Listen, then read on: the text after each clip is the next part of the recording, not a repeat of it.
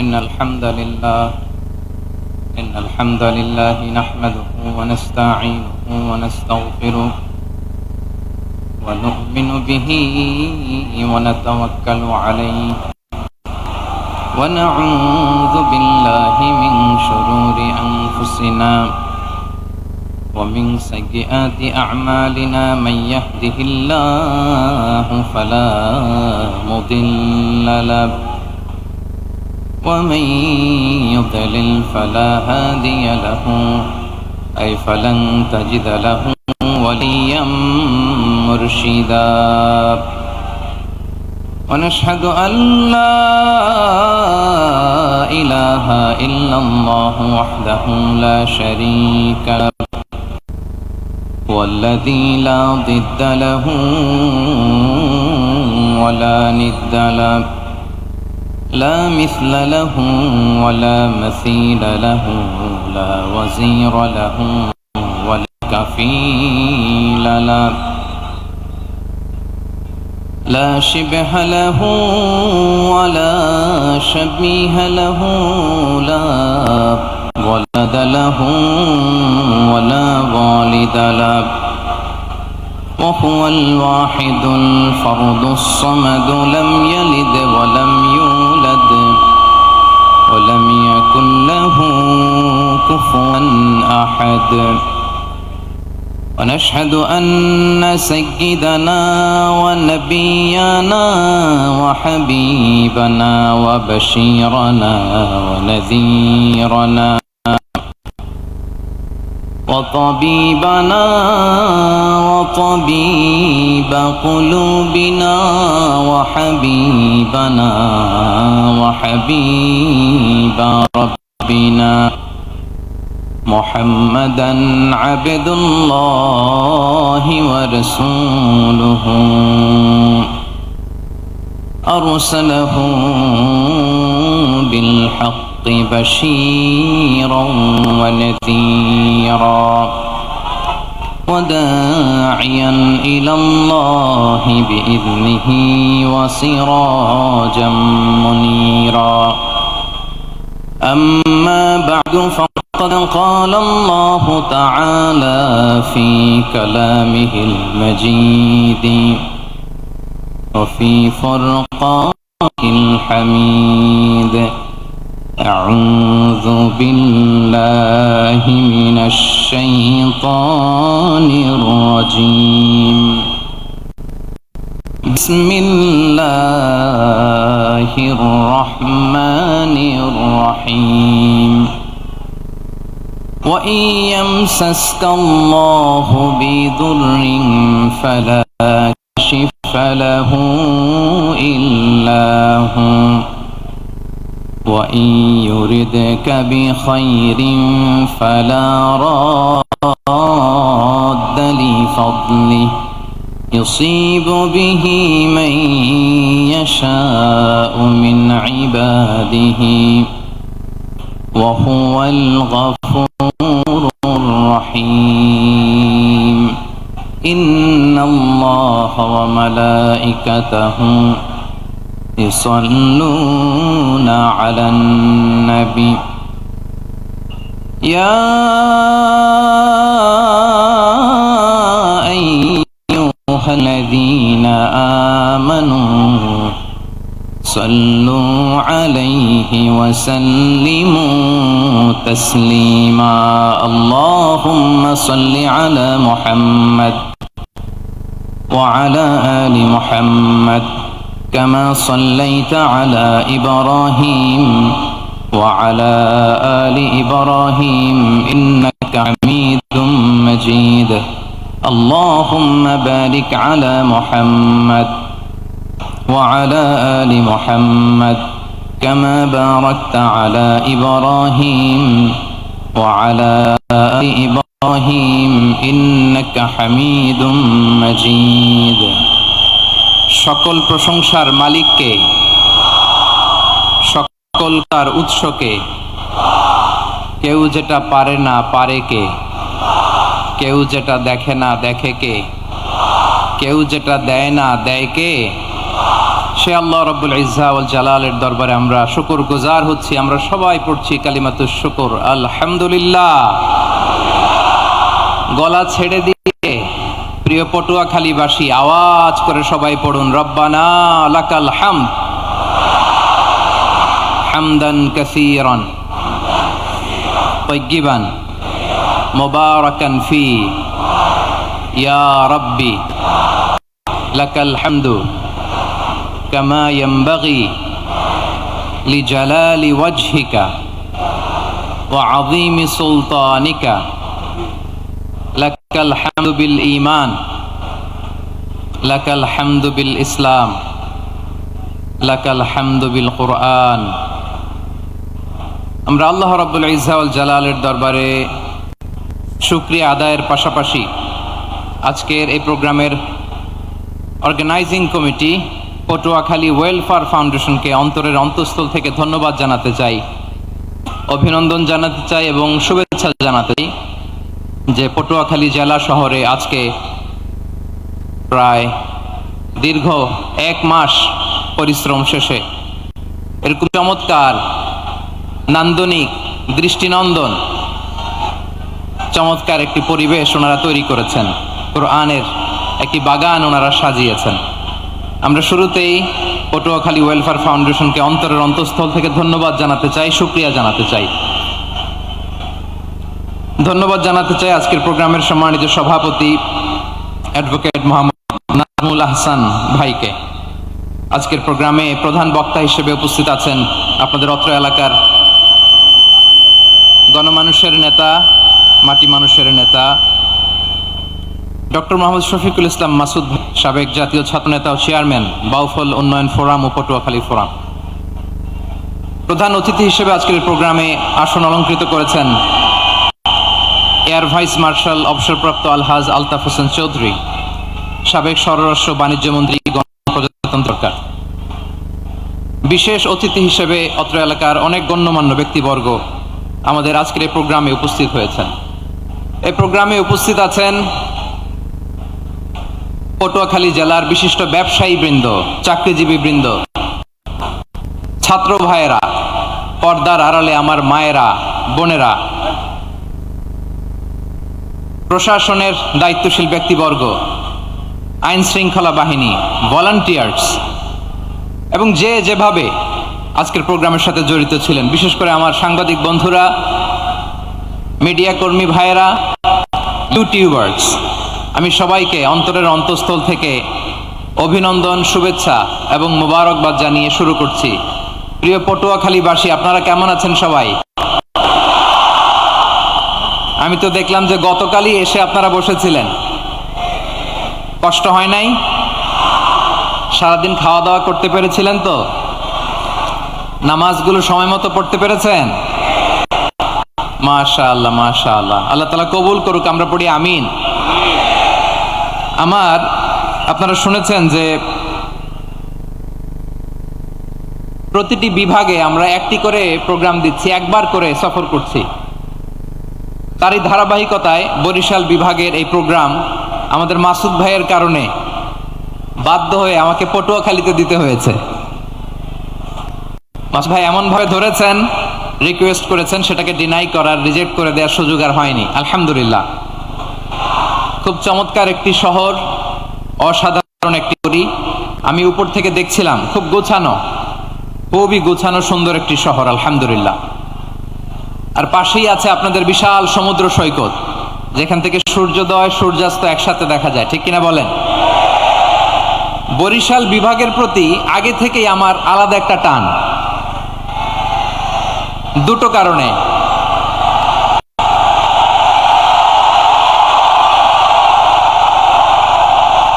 আলহামদুলিল্লাহ, আলহামদুলিল্লাহ, মাশাআল্লাহ। এই গণজোয়ারকে আল্লাহ তাআলা ইসলামের পক্ষে কবুল করে নিক। এই প্রাণ ঢালা উচ্ছ্বাস, ভালোবাসা, এটা কোরআনের জন্য, ইসলামের জন্য, ঠিক কিনা বলেন? কোনো অপশক্তি এই গণজোয়ারকে ঠেকাতে পারবে না, কারণ যে ভালোবাসা আল্লাহর জন্য হয় সেটাকে ঠেকানো যায় না, ঠিক কিনা বলেন? আমার প্রাণ প্রিয় পটুয়াখালীবাসী ভাইরা, বিশেষ দুটি কারণে বরিশাল বিভাগের প্রতি আমার আলাদা একটা ভালো লাগা। এর কারণ এই অঞ্চলে আলেম ওলামা বেশি, ঠিক কিনা বলেন? এই প্রোগ্রামে অনেক কওমি মাদ্রাসার মুহতামিম সাহেবরা এসেছেন, আমি শুনেছি। আলিয়া মাদ্রাসার প্রিন্সিপাল হুজুররা এসেছেন, খতিব সাহেবরা এসেছেন, ইমাম সাহেবরা এসেছেন, মুয়াজ্জিন সাহেবরা এসেছেন। এই বিভাগে আলেম ওলামা বেশি। তার প্রমাণ এখানে এই বরিশালের ভেতরে আছে সারসিনা দরবার, ঠিক কিনা বলেন? অনেক হাক্কানি একটা দরবার। সারসিনার মরহুম পীর সাহেব হুজুরের খেদমত করেছি আমি অনেকবার, সুযোগ হয়েছিল আমার ছাত্র জামানায়। তো ওনাদের মাদ্রাসা কেন্দ্রিক অনেক খেদমত, আলহামদুলিল্লাহ। তারপর এই বিভাগে রয়েছে চরমোনাই দরবার, ঠিক কিনা বলেন? ওনাদেরও বিশাল মাদ্রাসা, ধর্মীয় অঙ্গনে, মাদ্রাসা অঙ্গনে, রাজনৈতিক অঙ্গনে ওনাদের অনেক খেদমত। তারপরে এখানে আছে ঝালকাঠি এনএস কামিল মাদ্রাসা। আমরা কায়েদ সাহেব হুজুরের কথা শুনেছি, আল ইত্তেহাদ মা আল ইখতিলাফ, মতবিরোধের সাথে ঐক্য, অসাধারণ কথা। তো এই সমস্ত বড় বড় আল্লাহওয়ালাদের আগমন এই ভূখণ্ডে হওয়ার কারণে এখানে ধর্মীয় বিশৃঙ্খলা, মারামারি কম, আছে ঐক্য, ঠিক কিনা বলেন? বরিশাল বিভাগের প্রতি আমার বিশেষ ভালোবাসার এটা একটা কারণ। 2 নম্বর কারণ হচ্ছে আমি ঢাকাতে যে মাদ্রাসায় পড়েছি, দারুন নাজাত সিদ্দিকিয়া কামিল মাদ্রাসা, আমার মাদ্রাসার শিক্ষক মন্ডলীর অধিকাংশ হচ্ছে এই বরিশালের, আলহামদুলিল্লাহ। আমাদের শ্রদ্ধেয় প্রিন্সিপাল হুজুর আখম আবু বকর সিদ্দিক হাফিজাহুল্লাহ ওয়া রাআহ, উনি এলাকার সহ পুরো দারুন নাজাত মাদ্রাসার অধিকাংশ আসাতাজে ইকরাম এই ভূখণ্ডের, এই অঞ্চলের হওয়ার কারণে ছোটবেলা থেকেই বরিশালের প্রতি আমার একটি ভালোবাসা। তো আমি অন্তরের অন্তঃস্থল থেকে আবারও শুভেচ্ছা জানাতে চাই। আমি আমাদের অনেক ভাইদেরকে দেখতে পাচ্ছি, আপনারা বসার জায়গা পাননি, দাঁড়িয়ে আছেন এবং খুবই নিশ্চুপ, শান্ত, সুশৃঙ্খল। The people of Barisal, they are very smart, আলহামদুলিল্লাহ, মাশাআল্লাহ। এবং শ্রোতা যাদেরকে দেখতে পাচ্ছি, বেশিরভাগের বয়স 15 থেকে 25। জেনজি, যেখানেই যাই জেনজি আমারে ছাড়ে না, মাশাআল্লাহ। এরাই আগামীর বাংলাদেশ, এরাই বাংলাদেশ। এদের হাতে নিরাপদ আমার লাল সবুজের পতাকা, এদের হাতে নিরাপদ 56,000 বর্গ মাইলের প্রতিটি ইঞ্চি মাটি। এজন্য তোমাদেরকে সাবধান থাকতে হবে, সজাগ থাকতে হবে দেশের জন্য, এদেশের সার্বভৌমত্বের জন্য, ঠিক কিনা বলেন? আমার প্রিয় খোঁজ খবর নিয়ে আমি আলোচনা শুরু করবো ইনশাআল্লাহ বিইذنিল্লাহ।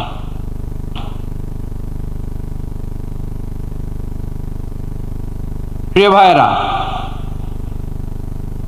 আমি দেখতে চাচ্ছি আপনাদের এই বরিশাল বিভাগের ভোলা জেলা আছে না একটা, দ্বীপ জেলা, ওখান থেকে কেউ আসতে পারছেন নাকি? হ্যাঁ, আল্লাহু আকবার, আসছে তো, ওই যে হাত দেখা যাচ্ছে। সর্বনাশ, মাশাআল্লাহ, ঠিক আছে, আল্লাহ আমার ভাইদেরকে তুমি কবুল করো। বরগুনা জেলা থেকে কেউ এসেছেন আজকের প্রোগ্রামে? ইয়া সালাম, মাশাআল্লাহ, মাশাআল্লাহ, ওয়েলকাম, ওয়েলকাম, ঠিক আছে। পিরোজপুর জেলার কেউ এসেছেন? পিরোজপুর জেলা থেকে মাশাআল্লাহ অনেক ভাইরা এসেছেন। ঝালকাঠি, মাশাআল্লাহ, ঝালকাঠির অনেক আসছে।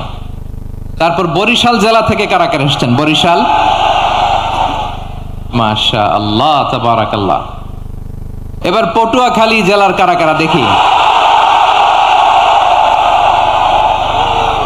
মাশাআল্লাহ, মাশাআল্লাহ, মাশাআল্লাহ। আল্লাহ তুমি কবুল করো, আল্লাহ তুমি কবুল করো। লিল্লাহে তাকবীর, লিল্লাহে তাকবীর, লিল্লাহে তাকবীর।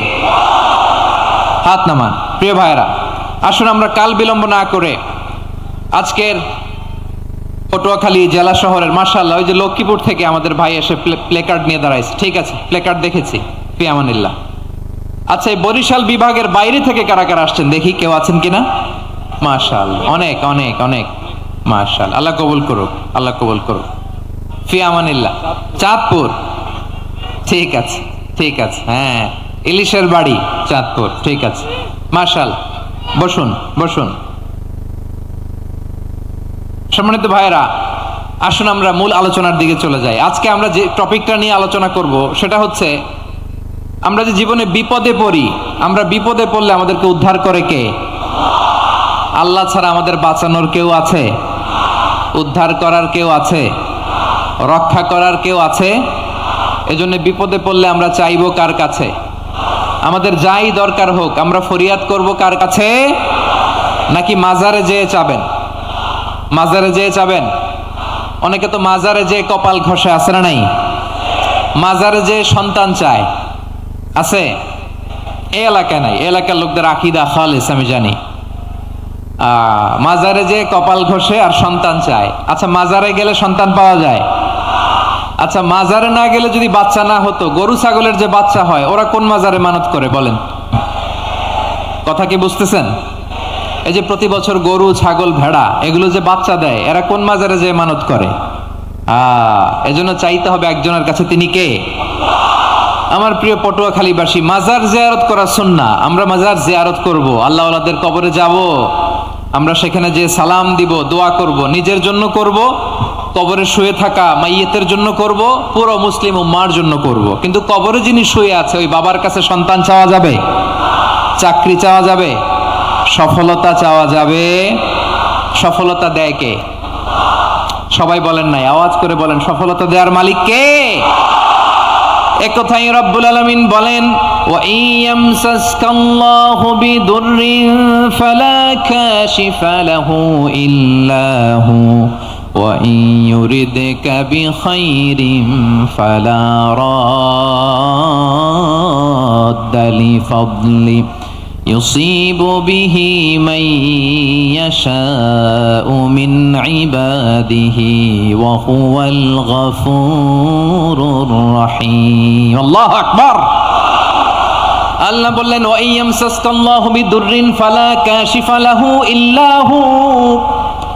আল্লাহ যদি তোমাকে কোনো বিপদ স্পর্শ করায়, আল্লাহ যদি তোমারে কোনো বিপদে ফেলে দেয়, ওই বিপদ থেকে উদ্ধার করার তিনি ছাড়া আর কেউ নাই। জোরে বলেন ঠিক কিনা? তিনি যদি কোনো বিপদে ফেলেন, তিনি ছাড়া বিপদ থেকে উদ্ধার করার কেউ নাই। আর তিনি যদি তোমার প্রতি কোনো অনুগ্রহ করতে চান, ওই অনুগ্রহ ঠেকিয়ে দেওয়ার ক্ষমতাও কারো নাই। আল্লাহ যদি আপনার সফলতা দিতে চায়, পৃথিবীর কোনো শক্তি ওই সফলতাকে থামাতে পারে? এজন্য আল্লাহ বললেন, খবরদার, চিন্তার আকীদা খালিস করে নাও। ওয়া ইয়ামসাসকাল্লাহু বিদুররিন ফালা কাশিফা লাহু ইল্লা হু। আল্লাহ বিপদে ফেললে বিপদ থেকে উদ্ধার করার কেউ থাকে না। আর আল্লাহ যদি তোমার প্রতি দয়া দেখাতে চান, অনুগ্রহ করতে চান, ওই অনুগ্রহকে প্রতিরোধ করার মতো ক্ষমতা কারো নাই।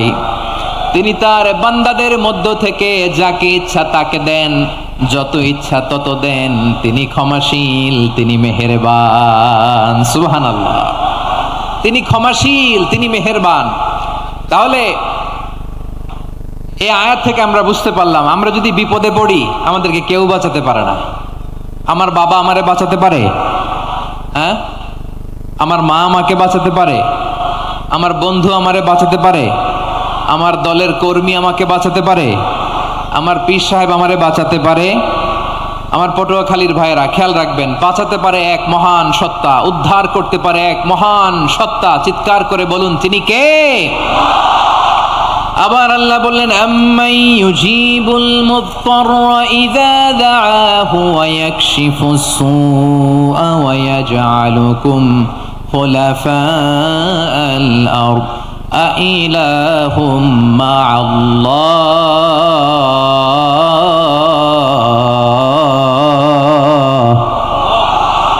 ক্বালিলাম মা তাযাক্কারুন। রব্বুল আলামিন বলেন, বিপদে পড়ে কাতর কণ্ঠে চিন্তাগ্রস্ত হয়ে যখন কেউ ফরিয়াদি হয়ে আল্লাহর ডাকে হাত তোলে, তখন ওই ব্যক্তির ডাকে সাড়া দেয় কে?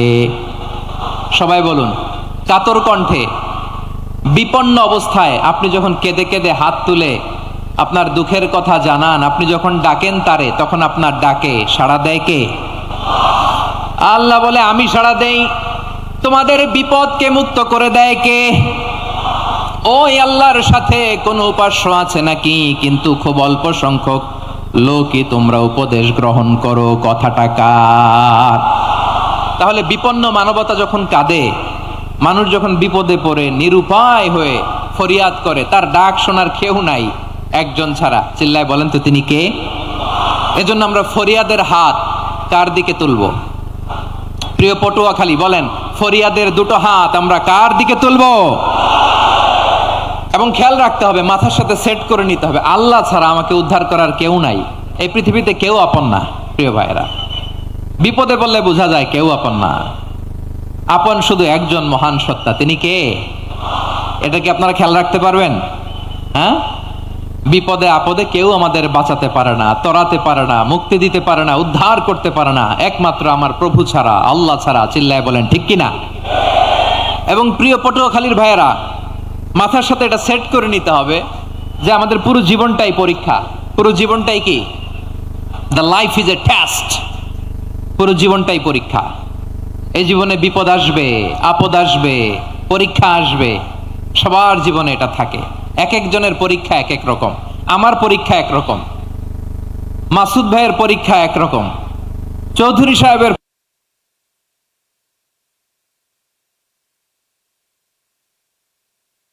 পরীক্ষা ক্ষেত্র। সবাই পরীক্ষা দিচ্ছি, কিন্তু কারো পরীক্ষা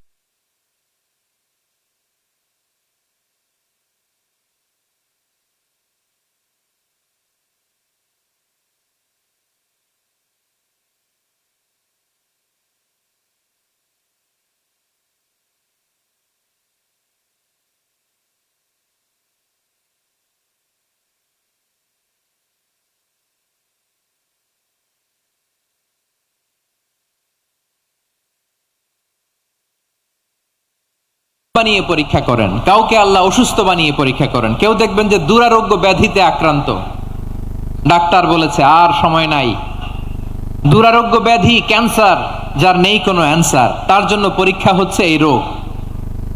আরেক লোক দেখবেন তার আবার রোগ বালাই নাই, মাশাআল্লাহ, তাকে আল্লাহ তাআলা আর্থিক দৈন্যতা, দারিদ্রতা দিয়ে পরীক্ষা করছেন। এরকম আছে না নাই? টাকা পয়সা নাই, দিন আনে দিন খায়, যা আছে তাতে চলে না, এটা তার জন্য পরীক্ষা। আবার আরেক শ্রেণীর লোক দেখবেন তাকে আল্লাহ অসুস্থতাও দেয় নাই, দারিদ্রতাও দেয় নাই, তার দাম্পত্য জীবনের সমস্যা আছে না নাই? স্ত্রী কথা শোনে না, অথবা ছেলে মেয়ে কথা শোনে না। তাহলে পরীক্ষা সবার জীবনে আছে, এক একজনের পরীক্ষাটা এক এক রকম। আল্লাহ তাআলা দেখতে চায় যে এই পরীক্ষার সময় আমরা কিরকম রেসপন্স করি, how to deal with the test, কিভাবে এই বিপদ আপদ পরীক্ষাগুলোকে আমরা হ্যান্ডেল করব, ডিল করব। এটা হচ্ছে আজকের আলোচনার বিষয়। বুঝতে পেরেছেন সবাই আমার প্রিয় ভাইরা? তাহলে পরীক্ষাময় আমাদের জীবন, বিপদ আপদ পরীক্ষা, এটা মানুষের পিছু ছাড়ে না। সবার জীবনে পরীক্ষা আছে। নবীদের জীবনেও পরীক্ষা ছিল। সাহাবারা জিজ্ঞেস করেছেন, ইয়া রাসূলুল্লাহ, আইয়ুন নাসি আশাদ্দু বালাআন ফিদ দুনিয়া, এই দুনিয়ার বুকে কাদের পরীক্ষা সবচেয়ে বেশি? বিশ্বনবী বলেছেন, আল আম্বিয়া। এই পৃথিবীতে সবচেয়ে বেশি পরীক্ষা আল্লাহ তাআলা নিয়ে থাকেন নবীদের। কাদের? নবীদের। সুম্মাল আমসাল ফাল আমসাল, এরপরে নবীদের পরের স্তরে যারা, তাদের পরীক্ষা। এরপরে তাদের পরের স্তরে যারা, তাদের পরীক্ষা। সিদ্দিকিনদের, শুহাদাদের, সালেহিনদের, আল্লাহওয়ালাদের। যার ঈমান যত মজবুত, তার জীবনে পরীক্ষাও তত বেশি। চিল্লায় বলেন ঠিক কিনা? তাহলে মুমিনরা, বিশ্বাসীরা, আমরা কি পরীক্ষা বিপদ আপদে ভয় পাই? হ্যাঁ, বিপদ দেখলে ভয় লাগে আপনাদের? ভয় লাগে? হ্যাঁ, না, মুমিনরা বিপদে ভয় পায় না, তারা হতাশ হয় না, সুবহানাল্লাহ, তারা নিরাশ হয় না। বিশ্বাসীরা হাল ছেড়ে দেয় না, তারা ভরসা রাখে একজনের উপর। চিল্লায় বলতে হবে তিনি কে? কারণ মুমিন জানে the grief isn't permanent, the test isn't permanent, the struggle in our life isn't permanent. আমাদের জীবনের দুঃখ, কষ্ট, স্ট্রাগল, এগুলো পার্মানেন্ট নয়। after every difficulties there is an ease. সব কষ্টের পরেই একটা সুখ আছে না নাই? রব্বুল আলামিন বলেন, ফা ইন্না মাআল উসরি ইউসরা, ইন্না মাআল উসরি ইউসরা, ভয় পেও না, চিন্তা করো না, কষ্টের সাথেই আমি রেখে দিয়েছি স্বস্তি। সুবহানাল্লাহ বলেন। মুমিন জীবনে বিপদ যত বেশি, কষ্ট যত বেশি, তার সামনে সফলতা তার চেয়েও বেশি। ঠিক কিনা বলেন?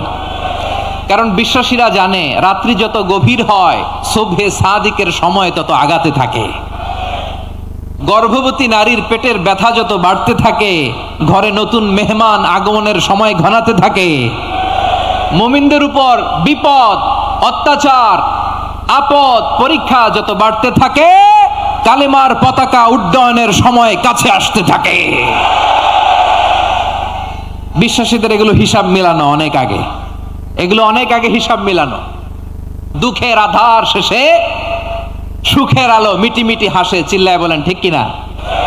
দুঃখের আধার শেষে আলোর প্রভাত হাসে, হতাশার কালো মেঘে যায় গো ভেসে, হতাশার কালো মেঘে যায় গো ভেসে।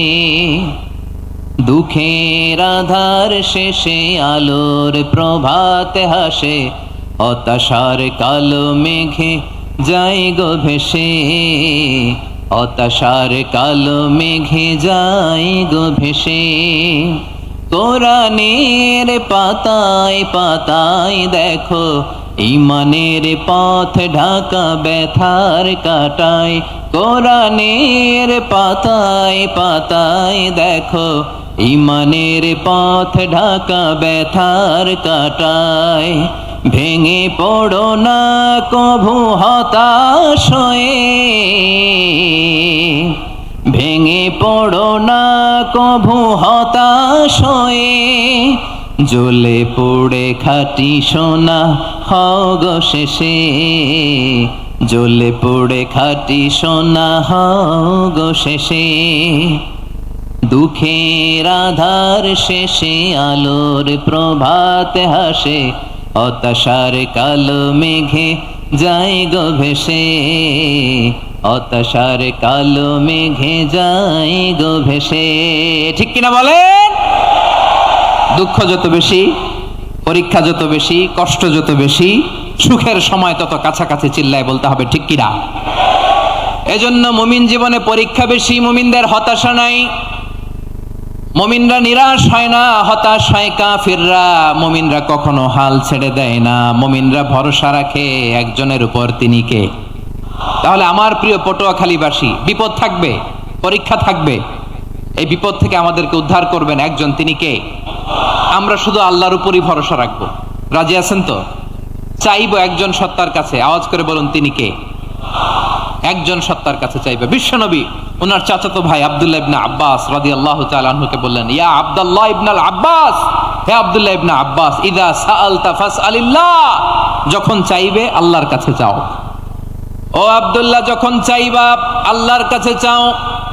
ওয়া ইযা ইসতাআনতা ফাসতাইন বিল্লাহ, যখন সাহায্য চাইবা আল্লাহর কাছে ফরিয়াদ করো। জেনে রেখো ও আব্দুল্লাহ, ওয়া'লাম আন্নাল উম্মাতা লাউ ইজতামাআত আলা আন ইয়ানফাউকা বিশাইইন লাম ইয়ানফাউকা ইল্লা বিশাইইন ক্বাদ কাতাবাহু আল্লাহু লাক। ও আব্দুল্লাহ, জেনে রেখো, মনে রেখো, গোটা বিশ্বের সবাই মিলে যদি তোমার উপকার করতে চায় ততটুকুই তারা করতে পারবে যতটুকু আল্লাহ তোমার নসিবে সেটা লিখে রেখেছে। ঠিক কিনা বলেন? আর যদি গোটা বিশ্বের সবাই মিলে তোমার বিরুদ্ধে কনস্পাইরেসি করে, ষড়যন্ত্র করে, গোটা বিশ্বের সবাই মিলেও যদি তোমার ক্ষতি করতে চায় ততটুকুই শুধু পারবে যেটা আল্লাহ তোমার জন্য বরাদ্দ রেখেছে। যতটুকু আল্লাহ তাআলা তোমার জন্য বরাদ্দ রেখেছে অতটুকুই ক্ষতি করতে পারবে, আর এক চুল বেশিও করতে পারবে না, কমও করতে পারবে না। চিল্লায় বলেন ঠিক কি না? এজন্য আমরা চাইবো কার কাছে? সবাই বলেন নাই, আওয়াজ করে বলেন কার কাছে? সব সময় আমরা আল্লাহর কাছে চাইবো, বিপদে আপদে, সুখে দুঃখে, সচ্ছল অবস্থায় অসচ্ছল অবস্থায়, পরাজয়ের সময় বিজয়ের সময়, সব সময় আমরা ভরসা রাখবো কার উপর?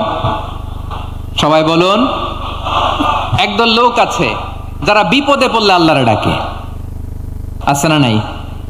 পটুয়াখালীতে মাশাআল্লাহ নাই। বিপদ আসলে আল্লাহরে ডাকে, বিপদ নাই আল্লাহও নাই। বিপদে পড়লে নামাজ পড়ে, বিপদও নাই নামাজও নাই। বিপদে পড়লে জিকির করে, বিপদ যখন চলে যায় ওদের জিকিরও বন্ধ হয়ে যায়। এরকম আছে না নাই? কিছু লোক দেখবেন পরীক্ষা আসলে নামাজ পড়ে, আছে আছে জেনজি আওয়াজ করো, এরকম আছে? এই কমন পড়ে গেছে, কমন পড়ছে। দেখবেন পরীক্ষার সময় নামাজ পড়ে, পরীক্ষাও নাই নামাজও আছে। এরকম কিছু লোক আছে অসুস্থ হলে আল্লাহরে বড্ড ভালোবাসে, আল্লাহরে খুব ডাকে। অসুস্থ হইলে অসুস্থতাও নাই, আল্লাহর স্মরণও নাই। দেখবেন কিছু লোক নির্বাচন আসলে খুব আল্লাহওয়ালা হয়ে যায়। তখন দেখবেন মাথার মধ্যে হেজাব লাগায়, পাঞ্জাবি লাগায়, আল্লাহওয়ালা হয়ে যায়। নির্বাচনও নাই, এরপরে আল্লাহর কথাও নাই। আছে না নাই? না, এরকম হওয়া যাবে না। সব সময় আমরা আল্লাহরে ডাকবো, বিপদে আপদে সব সময় ভরসা রাখবো আমরা একজনের উপর। আওয়াজ করে বলেন, তিনি কে? এ কথাই আল্লাহ তাআলা আমাদের চোখে আঙ্গুল দিয়ে জানিয়ে দিলেন, ফাইদা রাকিবু ফিল ফুলকি দাআবুল্লাহ মুখলিসিনা লাহুদ্দিন ফালাম্মা নাজ্জাহুম ইলাল বাররি ইযা হুম ইউশরিকুন। আল্লাহ বলে, একদল লোক আছে, তারা যখন নৌযানে চড়ে, জলযানে চড়ে, সাগরের মধ্যে যখন জাহাজে চড়ে, লঞ্চে চড়ে, তারা যখন তুফানের সম্মুখীন হয়, তখন তারা আল্লাহরে বড্ড বেশি ডাকে, একান্ত ভাবে ডাকে, বিশুদ্ধ চিত্তে ডাকে। আবার তুফান থেকে তাদেরকে সেফ জোনে নিয়ে, নিরাপদ জোনে নিয়ে যখন বন্দরে আমি আল্লাহ তাদেরকে ভিড়িয়ে দেই, ওই লোকগুলো আবার আমি আল্লাহর সাথে শিরিক করে। এরকম আছে না নাই? জাহাজে উঠছে, সাগরের মাঝখানে তুফান, ওই সময় দেখবেন আল্লাহ কারে কয়। এই কথা তো আপনাদেরকে বোঝানো সহজ, আপনারা তো নদীর দেশের মানুষ। লঞ্চে চড়েন নাই কারা কারা দেখি? লঞ্চে চড়ছেন? হ্যাঁ, লঞ্চে চড়ে নাই এরকম একজনও নাই এখানে। আচ্ছা, লঞ্চে উঠছেন কে কে দেখি? মাশাআল্লাহ মাশাআল্লাহ মাশাআল্লাহ। ঠিক আছে, আপনাদের বোঝানো সহজ। আচ্ছা, লঞ্চে উঠে তুফানের সম্মুখীন হয়েছেন, জলোচ্ছ্বাস সবাই? মাশাআল্লাহ। এই ওয়াজ তো আপনাদের মুখস্থ, ঠিক কিনা বলেন? আমার বলার দরকার নাই, বলেন। মাঝ নদী, তুফান, জলোচ্ছ্বাস, জলের মধ্যে উচ্ছ্বাস, ঢেউ, টর্নেডো, সাইক্লোন, মেঘের ঘন ঘটা, পরিবেশ ঘুটঘুটে অন্ধকার, লঞ্চ একবার এদিকে আরেকবার ওইদিকে, ভিতরে কি অবস্থা হয় বলেন তো? হ্যাঁ, তখন মুসলিমও আল্লাহর ডাকে, হিন্দু আল্লাহর ডাকে, ঠিক কিনা বলেন?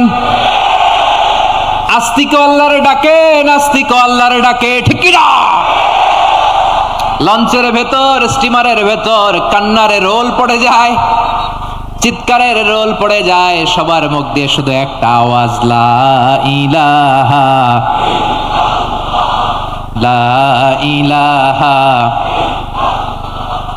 লা ইলাহা সুবহানাল্লাহ আলহামদুলিল্লাহ লা ইলাহা।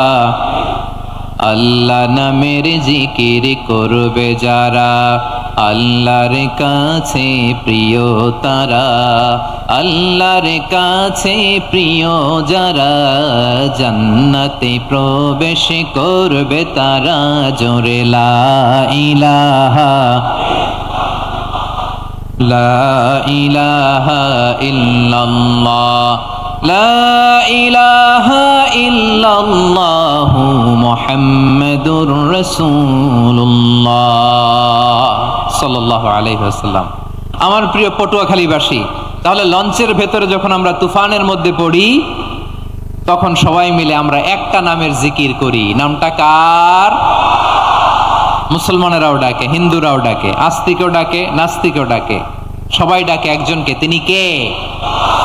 আবার দেখবেন ওই আল্লাহ তুফানের পরে, ঝড়ের পরে ওই লঞ্চটাকে যখন সদর ঘাটে ভিড়িয়ে দেয়, আবার আমরা নাফরমানি শুরু করে দেই।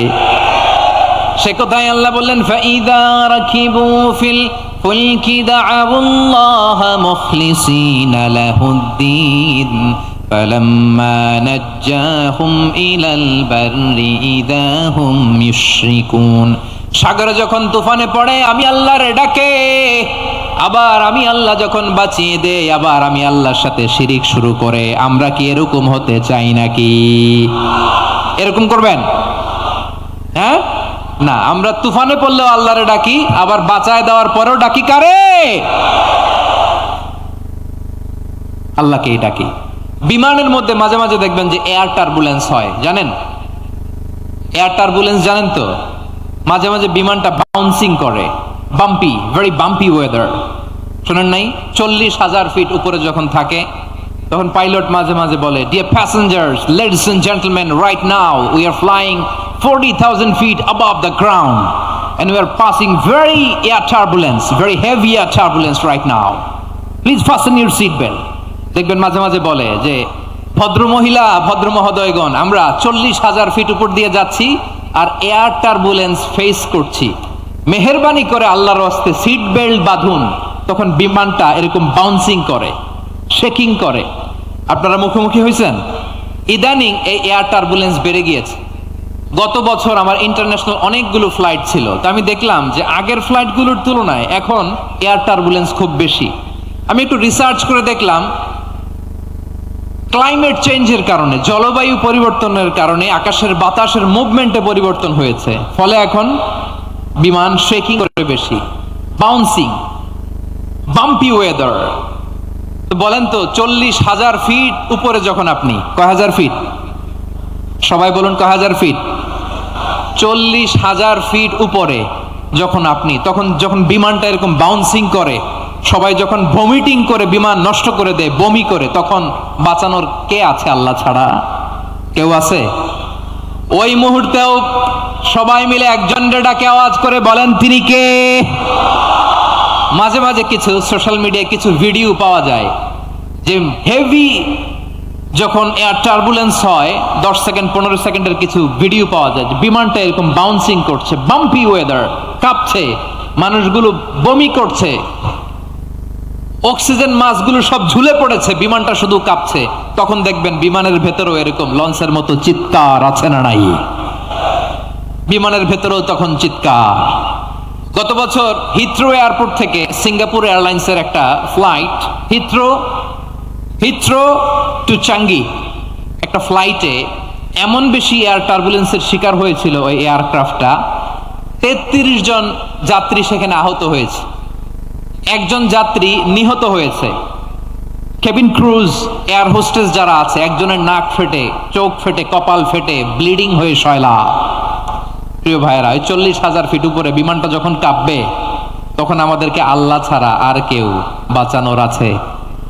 এত আসতে বললে হবে? ওই কঠিন মুহূর্তে আমার বাবা আমারে বাঁচাতে পারে, আমার বন্ধু আমারে বাঁচাতে পারে। এই গ্রাউন্ডে, জমিনের বুকে আমার প্রোটোকল, আমার ক্ষমতা, আমার দাম্ভিকতা, কোনো কিছু আমারে বাঁচাতে পারে একজন ছাড়া। চিল্লায় বলতে হবে, তিনি কে? সে আল্লাহ বললেন, গোলাম, আমি বিপদের সময় ঠিকই তোমাদের বাঁচিয়ে দেই।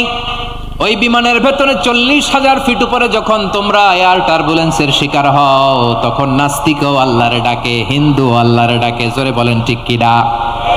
আবার বিমানটা যখন শান্ত হয়ে যায়, একটু পরেই বিমানের স্ক্রিনের মধ্যে হিন্দি সিনেমা খোঁজে। বিমানের স্ক্রিনে কিন্তু বিশাল ওখানে আফলাম ফিল্মের একেবারে বোঝাই করা। বিমানটা শান্ত হলে আবার হিন্দি সিনেমা দেখা শুরু করে। একটু আগে ডাকছিল কারে? দেখবেন বাংলাদেশে আমাদের ক্রিকেটাররা যখন অন্য কোনো দেশের সাথে খেলে, অনেক সময় এমন হয়, বল বাকি একটা, রান দরকার 6টা। বল বাকি কয়টা? পটুয়াখালী বুঝে নাই বোধহয়। বল বাকি কয়টা? রান দরকার। আপনি দেখবেন ক্যামেরাম্যান তখন গ্যালারিতে খালি দেখায় দর্শকদের যে কি অস্থিরতা। হিপ হপ স্টাইলের মেয়েটা, যে মেয়েটার ওড়না এতক্ষণ ছিল গলায়, এতক্ষণ কই ছিল, ওই মেয়েটা দেখবেন ওড়নাটা টেনে মাথায় দিয়ে এরকম মুনাজাত ধরতেছে, আল্লাহ আল্লাহ, একটা ছক্কা, আল্লাহ আল্লাহ, আমার লাল সবুজের পতাকারে তুমি অপমানিত কইরো না আল্লাহ, ইন্ডিয়ার সাথে আমাদের খেলা, আল্লাহ আল্লাহ, একটা ছক্কা, একটা। পুরো খেলা জুড়ে এই মেয়ের ওড়না ছিল গলায়, কিন্তু যখন 1 বলে 6 রান দরকার, ওড়না চলে আসছে কোথায়? মাথায়। আবার মুনাজাত আছে না নাই? ঠিকই বাংলাদেশের দামাল ছেলে এমন এক শট মারলো, বল চলে গেল স্টেডিয়ামের বাইরে, ছক্কা, জিতে গেলাম আমরা। পুরো স্টেডিয়াম জুড়ে চিৎকার, হই হুল্লোর, মৌজ মাস্তি। যেই মেয়েটা মাথার মধ্যে ওড়না দিয়ে এতক্ষণ সুবহানাল্লাহ সুবহানাল্লাহ বলে আল্লাহর কাছে দোয়া করেছে, ওই মেয়ে এখন আবার ওড়না ফেলে দিয়ে নাচা শুরু করে দিয়েছে। তাহলে আল্লাহর ভয়, আল্লাহর প্রতি আস্থা, বিশ্বাস, ভালোবাসা, এটা কি ক্ষণিকের জন্য? মানে আমার যখন লাগবে তখন আল্লাহরে ইউজ করবো নাকি? হ্যাঁ, বিপদে আপদে, সুখের সময় দুঃখের সময়, সচ্ছল অসচ্ছল অবস্থায় বিশ্বাসীরা ভরসা রাখে একজনের উপর। চিৎকার করে বলো, পটুয়াখালী তিনি কে? সে আল্লাহ বললেন, গোলাম মনে করো না জাহাজ থেকে সদরঘাটে ভিড়িয়ে দিলাম, তুমি নিরাপদ হয়ে গেছো। মনে করো না 40,000 ফিট থেকে সেফ ল্যান্ডিং এর পরে এয়ারপোর্টে নেমে গেলেই তুমি নিরাপদ হয়ে গেছো। ও মিয়া, বিপদ কি শুধু সাগরে আর আকাশে? ঘরের বিপদও, ঘরের ভেতরও বিপদ আসতে পারে কি পারে না? এজন্য সূরা মুলকে আল্লাহ বললেন, আমিনতুম মান ফিস সামাই আন ইয়াখসিফা বিকুমুল আরদা ফাইযা হিয়া তামুর। তোমরা কি ভাবছো তোমরা নিরাপদ? সাগরের মধ্যে তুফান, আল্লাহ আল্লাহ ডাকলাম, সদরঘাটে যেয়ে পড়ছি, বাইসা গেছেন তো আপনি। আর পাবে আপনারা আল্লাহ? আল্লাহর তো সাগরের মাঝখানে তো আল্লাহ আপনারা পাইছিল, আর তো পাবে না। আর পাবে আপনারে? আর আল্লাহ ধরতে পারবে আপনারে? ঘরের ভেতরও বিপদ দিয়ে আটকাতে পারে কে? 5 স্টার 7 স্টার হোটেলের ভেতরেও আমাকে বিপদের মধ্যে ফেলে দিতে পারেন কে? আল্লাহ বললেন, তোমরা কি ভেবেছো তোমরা নিরাপদ? আমি চাইলে ল্যান্ডস্লাইডস, ভূমি ধস দিয়ে 1 লক্ষ এক মুহূর্তে নিয়ে যেতে পারি। এক সুনামি দিয়ে থাপ্পড় মেরে 3 লক্ষ সাগরের ভেতরে ঢুকাই দিতে পারি। 1 সেকেন্ডও লাগে না আমার। আম আমিনতুম মান ফিস সামাই আন ইউরসিলা আলাইকুম হাসিবা ফাসাতা'লামুনা কাইফা নাযীর। আল্লাহ চাইলে আকাশ থেকে পাথর বৃষ্টি নাজিল করতে পারেন কি পারেন না? এই মুহূর্তে এখানে ভূমিকম্প দিতে পারেন কি পারেন না? আচ্ছা, ভূমিকম্প যখন হয় আমাদের কারো হুঁশ থাকে? আপনি মনে করছেন আমরা সাধারণ মানুষ, আমরা দৌড় দেই, আর প্রেসিডেন্ট প্রধানমন্ত্রী ওনারা বুঝি খাটে শুয়ে থাকে? কথা বুঝে নাই বোধহয়। ভূমিকম্প, আর্থকোয়েক যদি হয়, বাঁচার জন্য আমরা কি করি? হয় খাটের তলায়, ডাইনিং টেবিলের নিচে, উপরে শক্ত কিছু আছে এটার নিচে, অথবা ঘর থইয়া দাও দৌড়। তো প্রধানমন্ত্রী উনি কি করে? প্রেসিডেন্ট উনি কি করে? হ্যাঁ, উনি খাটের মধ্যে যে শুয়ে থাকে নাকি? উনিও দৌড়, সাধারণ মানুষও দৌড়, প্রধানমন্ত্রীও দৌড়, বাড়িওয়ালাও দৌড়, ভাড়াটিয়াও দৌড়, সবাই দৌড়। নাকি ভাড়াটিয়ারা বাড়ি থুইয়া দৌড়, বাড়িওয়ালারা আর বেরোয় না? এরকম না। তাহলে যে কোনো মুহূর্তে ভূমিকম্প দিয়ে নাস্তানাবুদ করতে পারে কে? আমার প্রিয় ভাইয়েরা, আমরা নিরাপদ নই, আমরা তার দয়ায় বেঁচে আছি। কার দয়ায়? এজন্য আল্লাহ বললেন, গোলাম যে কোনো মুহূর্তে বিপদ দিয়ে তোমাদেরকে নাস্তানাবুদ করতে পারি। বিশ্বাসী বলে যদি নিজেকে দাবি করো, সব সময় ডাকতে হবে একজন সত্তাকে। বলেন তিনি কে? এই কথা ক্লিয়ার? এই সবগুলো উদাহরণ শেষে সবার কাছে ক্লিয়ার হয়েছে না যে বিপদ থেকে, আপদ থেকে, পরীক্ষা থেকে, ক্যালামিটি থেকে আমাদেরকে কেউ বাঁচাতে পারে না একজন সত্তা ছাড়া। আবারও বলেন তো তিনি কে? ক্লিয়ার? হ্যাঁ, সবাই বুঝতে পারছেন? আচ্ছা, এবার আমরা দেখি বিষ্ণু ঈসা ইসলামের জীবনে বিপদ আপদ ছিল কিনা। উনি বিপদ আসলে কিভাবে ডিল করতেন, বিপদ আসলে কোন দোয়া পড়তে হয়, কিভাবে ফরিয়াদের হাত উত্তোলন করতে হয়, কিভাবে রবের দরবারে নতজানু হয়ে ফরিয়াদ করতে হয়, এটা জানার দরকার আছে না নাই? আসুন আমরা বিশ্বনবীর জীবনী থেকে দেখি বিপদ আসলে উনি কি করতেন। বিপদ আসলেই প্রথমে বিশ্বনবী সাল্লাল্লাহু আলাইহি ওয়াসাল্লাম একটা দোয়া পড়তেন। কি পড়তেন? তিনি পড়তেন, ইন্না লিল্লাহি ওয়া ইন্না ইলাইহি রাজিউন। নিশ্চয় আমরা আল্লাহর জন্য, নিশ্চয় আমরা কার দিকে ফিরবো ভাই? আবার কার দিকে ফিরবো? আওয়াজ করে বলুন তো, আমরা এসেছি কার কাছ থেকে? আবারও ফিরে যাব কার কাছে? এজন্য বিশ্বনবী পড়ছেন, ইন্না লিল্লাহি ওয়া ইন্না ইলাইহি রাজিউন। নিশ্চয় আল্লাহর জন্য, ওই আল্লাহর দিকেই আমরা ফিরে যাব। তারপরে বিশ্বনবী পড়তেন, আল্লাহুম্মা আজুরনি ফি মুসিবাতি ওয়াখলুফ লি খায়রাম মিনহা। একসাথে প্রথমে পড়তেন ইন্না লিল্লাহি ওয়া ইন্না ইলাইহি রাজিউন, তারপর পড়তেন আল্লাহুম্মা আজুরনি ফি মুসিবাতি ওয়াখলুফ লি খায়রাম মিনহা, মানে আল্লাহ এই যে আমি বিপদে ধৈর্য ধারণ করলাম এটার সব তুমি আমারে দাও, আর যেটা হারালাম এর চেয়ে ভালো কিছু দিয়ে মেকআপ করে দিও, ভালো কিছু দিয়ে বদল করে দিও। সুবহানাল্লাহ পড়েন। তাহলে বিপদ আসলে আমরা কি পড়ব? কথা বলেন। এই যে আমি শুয়েছিলাম, নাশিদ গাচ্ছিল ওরা, এদেশে পরস্পরে দেখা হলে দেয় সালাম, এদেশে আমজনতার হৃদয় জুড়ে পাকালাম, এদেশে বিপদ এলে সর্বজনে সর্বক্ষণে দোয়া পড়ে ইন্না লিল্লাহ। কি পড়ে? সুবহানাল্লাহ সুবহানাল্লাহ সুবহানাল্লাহ সুবহানাল্লাহ। এদেশে আজান শুনে সূর্য ওঠে শহর গ্রামে, এদেশে আজান শুনে সূর্য ডুবে সন্ধ্যা নামে, এদেশে সকল কাজে সবাই বলে বিসমিল্লাহ, এদেশে ভালো কিছু দেখে শুনে হাসি মুখে সবাই বলে মাশা আল্লাহ। সুবহানাল্লাহ পড়ে। তাহলে বিপদ এলে আমরা কি পড়ি? কথা বুঝলে সবাই উত্তর দিতে হবে। বিপদ এলে কি পড়ি? তাহলে বিপদ এলেই আমরা এখন থেকে ইন্না লিল্লাহ পড়বো, নাকি হাই হুতাশ করবেন? একদল আছে হাই হুতাশ করে, হায় আল্লাহ রে মোর কি হইল রে, মই কি হরমু রে, মই কমবে জামু রে, আছে না নাই? এরকম বিলাপ করতে নিষেধ করেছেন বিশ্বনবী। কি করব, কই যাব, কি হবে, হায় হায়, এরকম হাহুতাশ আছে না নাই? বিশ্বাসীরা হাহুতাশ করে না, তারা ইন্না লিল্লাহ পড়ে। কি পড়ে মনে থাকবে? আমরা পড়বো ইন্না লিল্লাহি ওয়া ইন্না ইলাইহি রাজিউন। নিশ্চয়ই আমরা আল্লাহর জন্য, আমরা আল্লাহর দিকেই ফিরে যাব। এরপর পড়বো আল্লাহুম্মা আজুরনি ফি মুসিবাতি ওয়াখলুফ লি খায়রাম মিনহা। আল্লাহ আমি যে বিপদে ধৈর্য ধারণ করলাম এটার সওয়াব দিও, আর যা হারালাম তার চেয়ে ভালো কিছু দিয়ে বদল করে দিও। সুবহানাল্লাহ পড়েন। বিশ্বনবীর হাদিস শুনলেন উম্মে সালামা রাদিয়াল্লাহু তাআলা আনহা।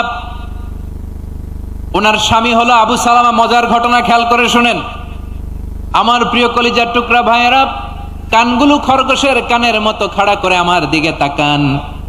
সাইয়্যিদাতুনা উম্মে সালামা রাদিয়াল্লাহু তাআলা আনহা, ওনার স্বামীর নাম আবু সালামা। শ্রেষ্ঠ দম্পতি, শ্রেষ্ঠ ফ্যামিলি। প্রথমে হিজরত করেছিলেন হাবাসায়, পরে হিজরত করেছেন মদিনায়।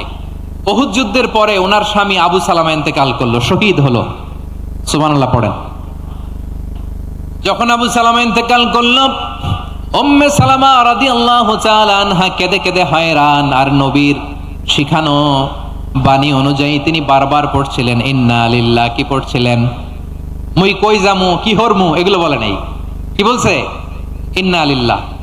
যেহেতু বিশ্বনবী বলেছেন কেউ যদি বিপদের প্রথম ধাক্কায় পড়ে ইন্না লিল্লাহি ওয়া ইন্না ইলাইহি রাজিউন, আল্লাহুম্মা আজুরনি ফি মুসিবাতি ওয়াখলুফ লি খায়রাম মিনহা, তাহলে এই বিপদে যে সে যা হারালো তার চেয়ে শ্রেষ্ঠ কিছু দিয়ে আল্লাহ তার বদল দিয়ে দিবে। এই হাদিস শুনে উম্মে সালামা রাদিয়াল্লাহু তাআলা আনহা ওনার প্রাণ প্রিয় স্বামী আবু সালামার ইন্তেকালের পরে চোখের পানি ছাড়ে আর পড়ে ইন্না লিল্লাহি ওয়া ইন্না ইলাইহি রাজিউন, আল্লাহুম্মা আজুরনি ফি মুসিবাতি ওয়াখলুফ লি খায়রাম মিনহা। বারবার এই দোয়া পড়ে চোখের পানি ছাড়ে, এই দোয়া পড়ে চোখের পানি ছাড়ে, আর মনে মনে বলে আবু সালামার মতো ভালো মানুষ মদিনাতে নাই, আবু সালামার চেয়েও ভালো মানুষ মদিনাতে নাই, তার চেয়ে ভালো মানুষ কি করে আল্লাহ তাআলা আমারে দিবে, তার চেয়ে ভালো মানুষ তো আমি মদিনাতে দেখি না। চোখের পানি দিয়ে বুক ভাসায় আর নবীর হাদিসের উপর আমল করে পড়ে ইন্না লিল্লাহি ওয়া ইন্না ইলাইহি রাজিউন, ইন্না লিল্লাহি ওয়া ইন্না ইলাইহি রাজিউন। পড়তে পড়তে চোখের পানি ছাড়ে আর চিন্তা করে বিশ্বনবী বললেন এই দোয়া পড়লে যেটা হারালাম তার চেয়ে ভালো কিছু দিয়ে আল্লাহ পুরস্কার দেয়। আবু সালামের চেয়ে ভালো মানুষ মদিনার মধ্যে আর কে হতে পারে? কি আজীব তামাশা, কি অবাক করা ঘটনা। কিছুদিন পরে দেখা গেল সাইয়্যিদুল মুরসালিন রাহমাতাল লিল আলামিন স্বয়ং বিশ্ব নবী উম্মে সালামাকে বিয়ের প্রস্তাব পাঠিয়েছে। স্বয়ং বিশ্ব নবী উম্মে সালামা রাদিয়াল্লাহু তাআলা আনহাকে বিয়ের প্রস্তাব পাঠিয়েছেন। উনি রাজি হয়ে গেলেন, বিয়ে হয়ে গেল, উনি হয়ে গেলেন উম্মুল মুমিনিন, আমাদের মা, পুরো মুসলিম উম্মার মা। চিৎকার করে বলেন আল্লাহু আকবার। তাহলে আমার প্রাণ প্রিয় ভাইয়েরা, বিপদে পড়লে আমরা পড়বো ইন্না লিল্লাহি ওয়া ইন্না ইলাইহি রাজিউন, আল্লাহুম্মা আজুরনি ফি মুসিবাতি ওয়াখলুফ লি খায়রাম মিনহা। পড়বেন? পড়বেন না? যারা যারা বিপদ আসলে এই দোয়াটা পড়বেন এখন থেকে আওয়াজ করে ইনশাআল্লাহ বলেন। যা হারাইছেন তার চেয়ে শ্রেষ্ঠ জিনিস দিয়ে বদলা দিবে কে? বিশ্বাস হয়? একটু সন্দেহ লাগে মনে হয়, একটু সন্দেহ সন্দেহ আছে? যাদের বিশ্বাস হবে তাদের কি আল্লাহ উত্তম বদলা দিবে, ঠিক কিনা বলেন? তাহলে বিপদে পড়লেই প্রথমে আমরা এটা পড়ব। দোয়াগুলো যদি এখন মুখস্থ না হয়, এই যে রেকর্ডিং হচ্ছে, পেয়ে যাবেন, কালকেই পেয়ে যাবেন। শুনে শুনে মুখস্থ করবেন। আমার মায়েরা, আমার বোনেরা, আপনাদের জন্য 3টি মাঠের অ্যারেঞ্জমেন্ট করা হয়েছে, আমি জানি। আপনারা এই দোয়াগুলো পড়বেন, আপনার স্বামীকে শেখাবেন, সন্তানকে শেখাবেন, আপনার পুরো পরিবারটাকে জান্নাতের টুকরো বানিয়ে দিবে কে? তাহলে বিপদ আসলে প্রথমে কি পড়তে হবে এটা জেনে গেলাম। এরপরে বিপদ আসলে নিজেকে কি করে আল্লাহর কাছে সঁপে দিতে হয় এটাও জানার দরকার আছে না নাই? বিপদে প্রথমে ইন্নালিল্লাহ পড়লাম, ধৈর্য ধারণ করলাম, বিপদ থেকে উদ্ধারের সর্বোচ্চ চেষ্টা করলাম। আমার কাজ যখন শেষ তখন আমি আমার এই বিষয়টা আল্লাহর কাছে সঁপে দিব। কার কাছে সোপর্দ করব? কার কাছে? বিপদে বললে কেমন করে নিজেকে আল্লাহর কাছে সঁপে দিতে হয় আসুন সাইয়েদনা ইব্রাহিম আলাইহিস সালামের জীবনী থেকে জানি। আল্লাহর খলিল ইব্রাহিম আলাইহিস সালাম আমাদের মতো সমাজ ব্যবস্থা পায় নাই। আমরা জন্মের পরে আমাদের কানের ভেতরে আজান দিয়েছে কে? একামত দিয়েছে কে? আমাদের বাপদাদারা আমাদের কানে আজান দিয়েছে কি? দেয় নাই।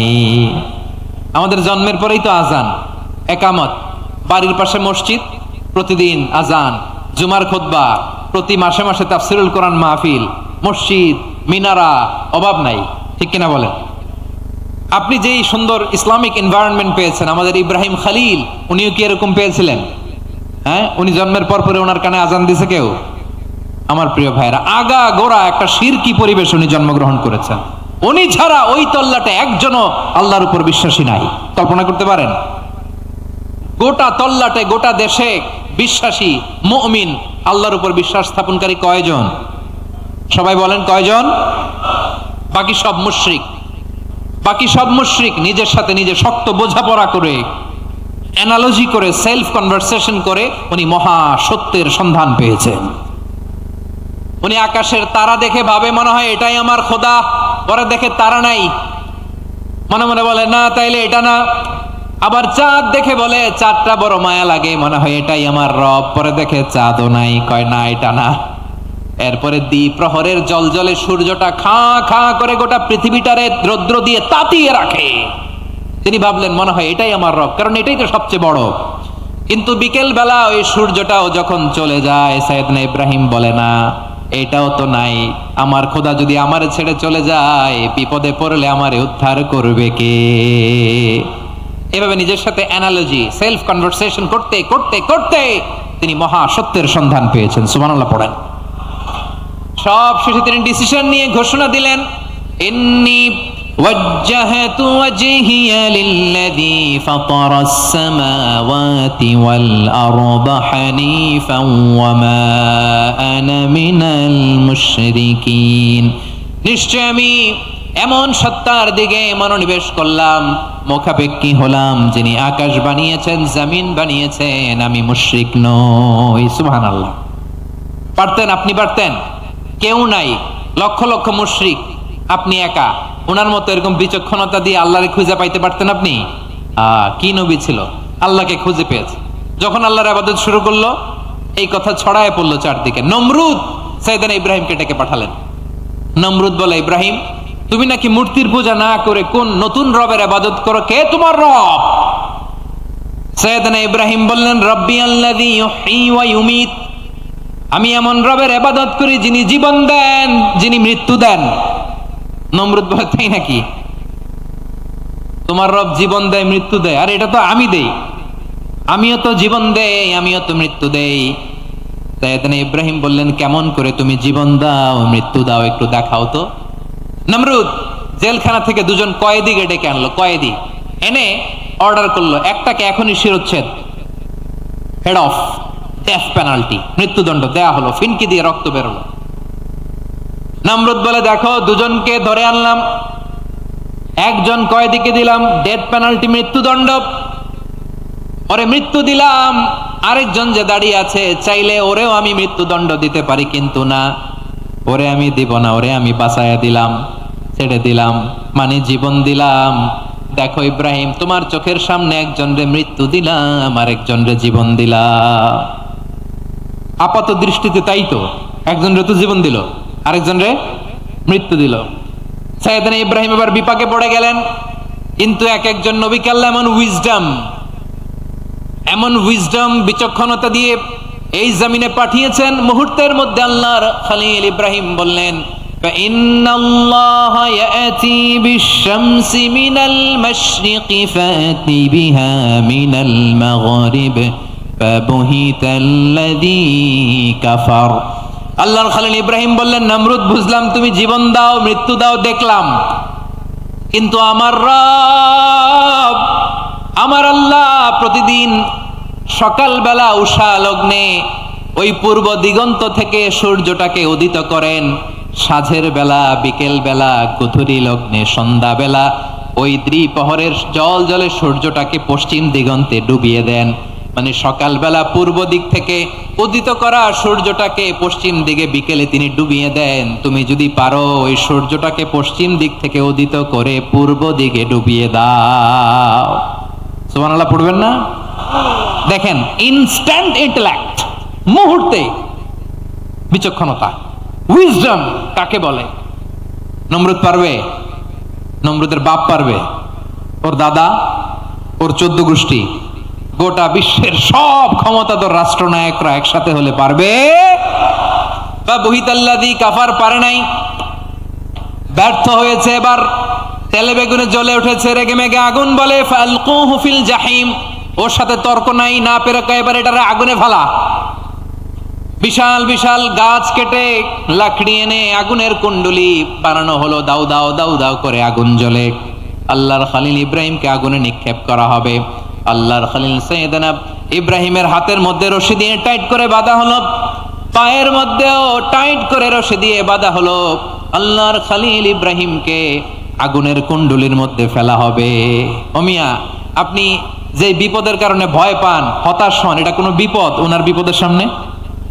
পটুয়াখালী আওয়াজ করে বলুন, সাইয়েদনা খলিল ইব্রাহিমের বিপদের সামনে আমাদের বিপদগুলো কোনো বিপদ? এটা কোনো বিপদই না, এটা কোনো বিপদই না। হাত পা বেঁধে টাইট করে নিক্ষেপ করা হবে, সিম্পলি ফেলা যাবে না, কারণ দাউ দাউ করে দ্য ব্লেজিং ফায়ার, এমন আগুনের কুণ্ডলি, কাছে যাওয়া যায় না, আগুনের উত্তাপে নিক্ষেপ করা হবে। হাতে রশি বেঁধে, পায়ে রশি বেঁধে আল্লাহর খলিল ইব্রাহিম আলাইহিস সালামকে আগুনের মধ্যে নিক্ষেপ করা হবে। আহা, এটার বলে অগ্নি পরীক্ষা। উনি অগ্নি পরীক্ষার সম্মুখীন হয়েছিলেন। এজন্য কঠিন পরীক্ষাকে আমরা অগ্নি পরীক্ষার সাথে তুলনা করি, ঠিক কিনা? সাইয়েদনা জিবরাইল এসে বললেন, ও আল্লাহর খলিল, ওরা তো আপনার হাতও বেঁধে ফেললো, পাও বেঁধে ফেললো, নড়াচড়ার সুযোগ নাই, বলেন আমি জিবরিল ফেরেশতা আপনার জন্য কি করতে পারি? আল্লাহর খলিল ইব্রাহিম বলেন, ও জিবরাইল, তোমার কাছে আমার কোনো চাওয়া পাওয়া নাই। সুবহানাল্লাহ বলেন। তোমার কাছে বলার কিছু নাই, তোমার সাহায্যের আমার দরকার নাই। সাইয়েদনা ইব্রাহিম আলাইহিস সালামকে হাতে পায়ে রশি বেঁধে, হাত পা বাঁধা অবস্থায় জ্বলন্ত অগ্নিকুণ্ডে যখন নমরুদের দলবল নিক্ষেপ করবে, আল্লাহর খলিল কিভাবে নিজেকে আল্লাহর কাছে সঁপে দিয়েছেন, পটুয়াখালীর ভাইরা খেয়াল করে শুনুন। হাত পা বেঁধে আল্লাহর খলিলকে যখন নিক্ষেপ করা হবে, তিনি মুখ ফুটে বলে ফেললেন, হাসবুনাল্লাহু ওয়া নি'মাল ওয়াকিল। হাসবুনাল্লাহু ওয়া নি'মাল ওয়াকিল, আমার জন্য আল্লাহই যথেষ্ট,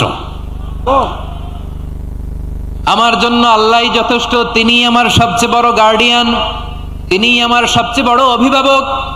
জিব্রাইলের সাহায্যের অফারকে ফিরিয়ে দিলেন, দুনিয়ার বুকে কারো কাছে কিছু বলেন নাই, মুখ ফুটে বলেছেন হাসবুনাল্লাহ। ও আমার পটুয়াখালীর প্রাণের ভাইয়েরা, খেয়াল রাখবেন, কোন বান্দা তার হাতে থাকা সব চেষ্টাটুকুন করার পরে মুখ ফসকে মুখ দিয়ে যখন বলে ফেলে হাসবুনাল্লাহ, বান্দা যখন হাসবুনাল্লাহ বলে ফেলে, ওই ব্যাপারটা ডিল করার দায়িত্ব স্বয়ং আল্লাহ আরশের উপর থেকে নিয়ে নেয়।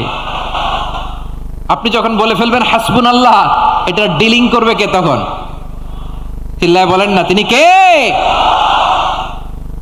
বান্দা তার সাধ্যের সবটুকু চেষ্টার পরে নতজানু হয়ে যখন বলবে হাসবুনাল্লাহ, আল্লাহ তুমি আমার জন্য যথেষ্ট, নি'মাল ওয়াকিল, তুমি আমার শ্রেষ্ঠ অভিভাবক, তখন তার কি দরকার না দরকার এটা ডিল করে স্বয়ং আল্লাহ। নিক্ষেপ করা হলো সাইয়েদনা ইব্রাহিমকে অগ্নিকুণ্ডলিতে। হাজার হাজার মানুষ এই দৃশ্য দেখার জন্য জড়ো হয়েছে এরকম বিশাল ময়দানে। কিন্তু কি অবাক করা ঘটনা, সবাই ভয় পাচ্ছিল, না জানি কি হয়ে যায়। আল্লাহর খালিলকে যখন আগুনের কুণ্ডলিতে নিক্ষেপ করা হয়, আল্লাহর খালিল ইব্রাহিম আগুনের কুণ্ডলীর মধ্যে বসে বসে মানুষগুলোর দিকে তাকিয়ে হাসতে শুরু করে দেয়।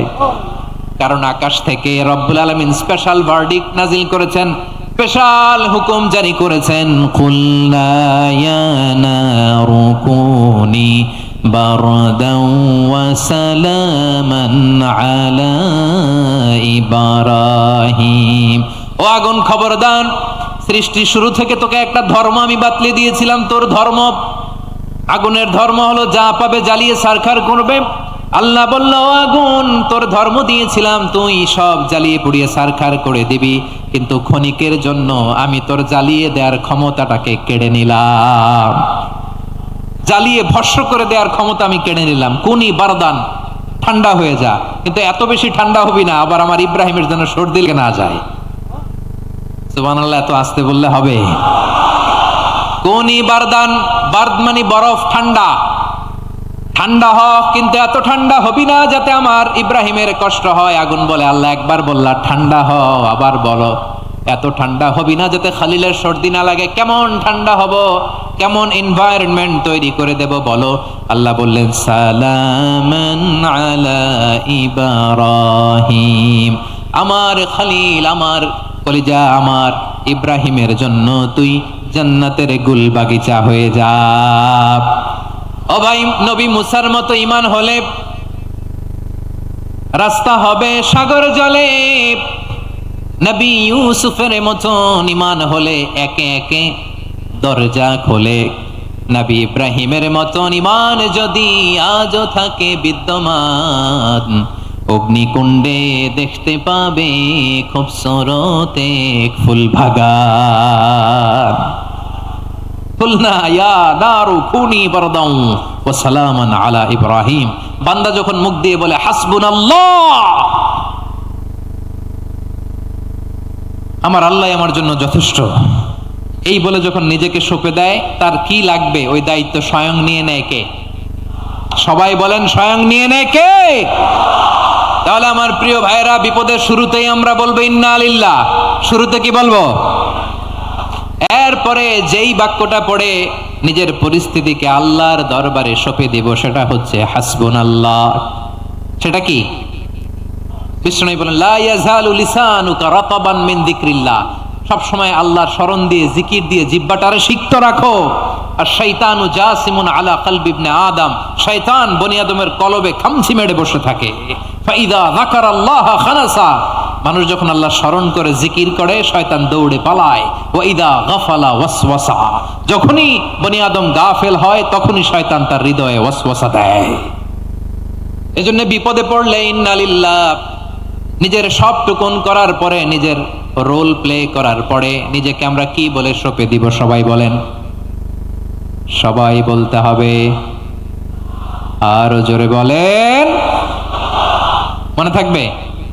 বিপদে পড়লে প্রথমে ইন্না লিল্লাহ, এরপরে নিজেকে যখন সঁপে দিব তখন হাসবুনাল্লাহ। এরপরে কঠিন বিপদ যদি যখন বিশ্বনবী পড়তেন তখন কি করতেন? এমন বিপদ মাঝে মাঝে হয় না, দেয়ালে পিঠ থেকে যায়, চোখে মুখে অন্ধকার, কি করব দিশা খুঁজে পাই না, এরকম হয় কখনো? হ্যাঁ, আপনাদের হয়? হয় না? তো জান্নাতে আছেন আপনারা। হয় হয়, এরকম হয়েছে না যে দেয়ালে পিঠ থেকে গেছে, চোখে মুখে অন্ধকার, ওই যাব, কি করব, বাঁচানোর কেউ না, এরকম হয়েছে কখনো আপনাদের? যদি হয় তাইলে এটার সলিউশন বলবো, না হইলে তো এগুলো বলে লাভ নাই। হয় হয় হয়, বিশ্বনবী এরকম কঠিন বিপদে পড়েছেন জীবনের কিছু কিছু মুহূর্তে। ওই মুহূর্তে বিশ্বনবী স্পেশাল দুইটা দোয়া পড়তেন, এই দোয়াগুলো আপনাদেরকে জানিয়ে দেয়। বিশ্বনবী বলেন, কঠিনতম বিপদে যখন পড়বা দেয়ালে পিঠ থেকে যায়, চোখে মুখে অন্ধকার, বাঁচার কোনো উপায় নাই, তখন পড়বা লা ইলাহা ইল্লা আনতা সুবহানাকা ইন্নী কুনতু মিনাজ জালিমিন। আল্লাহ, তুমি ছাড়া কোনো ইলাহ নাই, তুমি পবিত্র, নিশ্চয় আমি জালিমদের অন্তর্ভুক্ত। সুবহানাল্লাহ বলেন। এই দোয়া সাইয়েদনা ইউনূস আলাইহিস সালাম পড়েছিলেন যখন মাছের পেটে ছিলেন। কিসের পেটে?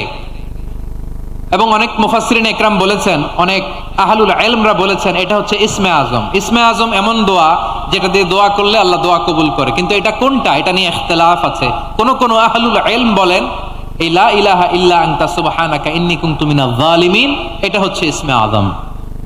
সাইয়েদনা ইউনূস আলাইহিস সালাম পড়েছেন, আপনারা পড়েননি? তুফান হইলে পড়েন না? আমাদের এলাকায় তো এটা খুব, এটার উপর ব্যাপক আমল আছে। পটুয়াখালীতে কি অবস্থা বলেন? পড়েন পড়েন পড়েন পড়েন। একটা গল্প শুনেছিলাম, পাক হানাদার বাহিনী যখন বাংলাদেশে অ্যাটাক করতো, ৭১ সালের ঘটনা বলতেছে, আমরা তো দেখি নাই, শুনছি আর কি। ৭১ যদি দেখতাম এতদিনে রাজাকার হয়ে যেতাম। আল্লাহ আমাদেরকে বাঁচাই দিছে, আল্লাহর মেহেরবানি, ঠিক কিনা বলেন? মন মতো হইলে মুক্তিযোদ্ধা, মন মতো না হইলে রাজাকার। কত কিছু দেখলাম এই শাহবাগের বুকে। আল্লাহ, ৭১ সালে দেখি নাই, আমরা শুনেছি পাক হানাদার বাহিনী জিজ্ঞেস করত মুসলিম না অমুসলিম চেক করার জন্য, বলতো কালেমা বল, কালেমা বাতাও। তো যারা কালেমা বলতে পারতো পাকিস্তানি বাহিনী নাকি ওদেরকে ছেড়ে দিত, শুনেছি। তো একজনকে, এক বাঙালিরে পেয়ে তার মাথার মধ্যে বন্দুকর নল ধরে বলতেছে কালেমা বল সালে, কালেমা বাতা, কালেমা বল। তো ভয়ের চড়ে এই দোয়া পড়া শুরু করছে। ও পড়তেছে লা ইলাহা ইল্লা আনতা সুবহানাকা ইন্নী কুনতু মিনাজ জালিমিন। পাকিস্তানি বলে সালে ইয়ে তো মুসিবত কা কালেমা है। বাঙালি কয় হাম তো ভি মুসিবত মে হ্যায়। পাকিস্তানি বলে বেটা কোন দোয়া বললি, এটা তো মুসিবতের কালেমা। কয় আমিও তো মুসিবতে আছি, আমার মাথার মধ্যে বন্দুক ধরে তুমি আমার কালেমা জিজ্ঞেস করো, এখন কোনটা কালিমা আর কোনটা কি দোয়া, আমার হুশ আছে নাকি? প্রিয় ভাইরা, আসলে এটা দুআউল মুসিবা, বিপদে পড়লে এ দোয়া পড়তে হয়। লা ইলাহা ইল্লা আনতা সুবহানাকা ইন্নী কুনতু মিনাজ জালিমিন, এটা পড়বেন আপনারা। এই দোয়া পড়ে সাইয়েদনা ইউনূস আলাইহিস সালাম মাছের পেট থেকে রক্ষা পেয়েছিলেন। রক্ষা করেছিল কে? তুমি ইউনূস নবীরে যখন খাইলো মাছেতে গিলিয়া, ফেরেশতা পাঠাইয়া দিলে ইসমে আজম দিয়া। প্রাণে ছিল যাহার ভয় সেথা পাইল আশ্রয়, প্রাণে ছিল যাহার ভয় সেথা পাইল আশ্রয়। মাছের পেট হতে সে যে পেল পরিত্রাণ। আল্লাহু আল্লাহু তুমি জাল্লে জালালুহু, শেষ করা তো যায় না গে তোমার গুণগান। আল্লাহু আল্লাহু, সুবহানাল্লাহ পড়েন। লা ইলাহা ইল্লা আনতা সুবহানাকা ইন্নী কুনতু মিনাজ জালিমিন। বিশ্বনবী বললেন দেয়ালে পিঠ থেকে গেলে, চোখে মুখে অন্ধকার, বাঁচার কোনো উপায় নাই, তখন এই দোয়াটা পড়তে হবে। এই দোয়া পড়ে আল্লাহর কাছে ফরিয়াদ করলে বিপদ মুক্ত করবেন কে? কেন এই দোয়াটা আল্লাহর কাছে বড্ড প্রিয় জানেন আমার ভাইয়েরা? কারণ এই দোয়ার মধ্যে 3টা জিনিস আছে। আমি যেরকম আঙ্গুল উঁচু করেছি এরকম করেন তো। 3টা, কয়টা? 3টা। 1 নম্বরে হচ্ছে তাওহীদ, 2 নম্বরে তাসবিহ, 3 নম্বরে তাকরীর। আই রিপিট, আবারও বলছি, 1 নম্বরে তাওহীদ, 2 নম্বরে তাসবিহ, 3 নম্বরে তাকরীর। এ দোয়াটা আল্লাহর কাছে এত পছন্দনীয় কারণ এ দোয়ার প্রথম অংশে আছে তাওহীদ, আল্লাহর একত্ববাদের ঘোষণা। লা ইলাহা ইল্লা আনতা, ও আল্লাহ আপনি ছাড়া কোনো ইলাহ নাই, উপাস্য নাই, এ কথা বললে আল্লাহ বড্ড খুশি হয়ে যায়। সুবহানাল্লাহ পড়েন। এ দোয়ার দ্বিতীয় অংশে আছে তাসবিহ, মানে আল্লাহর প্রশংসা, প্রশংসা সূচক বাণী। সুবহানাক সুবহানাক সুবহানাক, ও আল্লাহ আমি আপনার পবিত্রতা ঘোষণা করছি। সুবহানাক, এ কথা শুনলেও আল্লাহ খুশি হয়ে যায়। সুবহানাল্লাহ পড়েন। এই দোয়ার তৃতীয় অংশে আছে তাকরীর। তাকরীর মানে পাপের স্বীকৃতি। তাকরীর মানে কি? তাকরীর মানে পাপের স্বীকৃতি। এই দোয়ার তৃতীয় অংশে আছে ইন্নী কুনতু মিনাল জালিমিন, ও আল্লাহ আমি জালিমদের অন্তর্ভুক্ত। আল্লাহ আল্লাহ আমি জালেম, আল্লাহ আমি ভুল করেছি, অন্যায় করেছি, আল্লাহ আমি জালেমদের অন্তর্ভুক্ত। এই পাপের স্বীকৃতি, অ্যাকনলেজমেন্ট আল্লাহ বড্ড পছন্দ করে। যখন আল্লাহর কাছে আপনি ছোট হবেন, ছোট হতে হতে যত ছোট হবেন, ওই দৃশ্যটা দেখতে আল্লাহ বড্ড পছন্দ করে। সুবহানাল্লাহ বলেন। 3 নম্বর অংশ, ইন্নী কুনতু মিনাজ জালিমিন, আল্লাহ আমি জালেমদের অন্তর্ভুক্ত। সাইয়েদনা আদম আলাইহিস সালাম ভুল করে যখন নিষিদ্ধ গাছের ফুল খেয়ে ফেললেন, ফল খেয়ে ফেললেন, আল্লাহ বললেন আদম ক্ষমা পেতে চাইলে তুমি আর হাওয়া মিলে স্বীকৃতি দাও, পাপের স্বীকৃতি আর পড়ো, রব্বানা যালামনা আনফুসানা ওয়া ইল্লাম তাগফির লানা ওয়া তারহামনা লানাকুনান্না মিনাল খাসিরিন। ও আল্লাহ আমি আদম আর হাওয়া যালামনা আনফুসানা, আমরা আমাদের নফসের উপর বড্ড জুলুম করেছি। আল্লাহ ওয়া ইল্লাম তাগফির লানা ওয়া তারহামনা, আপনি যদি ক্ষমা না করেন, আপনি যদি দয়া পরবশ না হন, আপনি যদি রহম না করেন, আমরা তো ক্ষতিগ্রস্তদের মধ্যে শামিল হয়ে যাব। এই দোয়া করার সাথে সাথে সাইয়েদনা আদম আর হাওয়া আলাইহিস সালামকে ক্ষমা করে দিলেন কে? তাহলে এই দোয়ার 3 নম্বর অংশ তাকরীর, এটা আল্লাহ বড্ড পছন্দ করে। আমার কলিজার টুকরা ভাইয়েরা, গুনাহ করে শিকার যেতে হবে, এটা আল্লাহ ভালোবাসেন। সাইয়েদনা আবু বকর রাদিয়াল্লাহু তাআলা আনহু বিষ্ণু ইসলামকে বললেন, ইয়া রাসূলুল্লাহ আল্লিমনি দুআআন আদউ বিহি ফি সালাতি, নবী হে আপনি আমার এমন একটা স্পেশাল দোয়া শিখায় দেন যে দোয়াটা আমি নামাজে পড়ব। নবী বললেন, তাহলে তুমি পড়ো, আল্লাহুম্মা ইন্নী যালামতু নাফসি যুলমান কাসীরান ওয়া লা ইয়াগফিরুয যুনুবা ইল্লা আনতা ফাগফিরলি মাগফিরাতাম মিন ইনদিকা ওয়ারহামনি ইন্নাকা আনতাল গফুরুর রহিম। সুবহানাল্লাহ।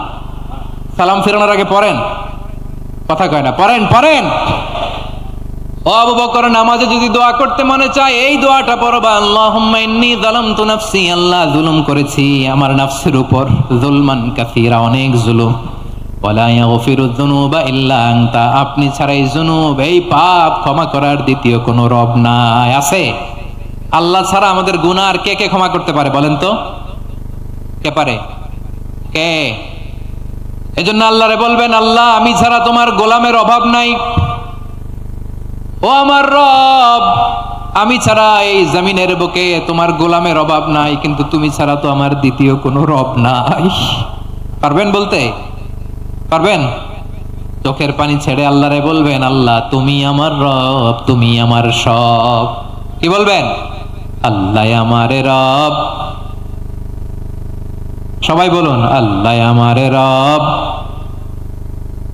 দমে দমে তনু মনে তারি অনুভব, আল্লাহ আমারে রব। আল্লাহরে বলেন, আল্লাহ তুমি আমার রব, তুমি আমার সব। আল্লাহ আমি ছাড়া এই জমিনে তোমার গোলামের অভাব নাই, তুমি ছাড়া আমার দ্বিতীয় কোনো রব নাই।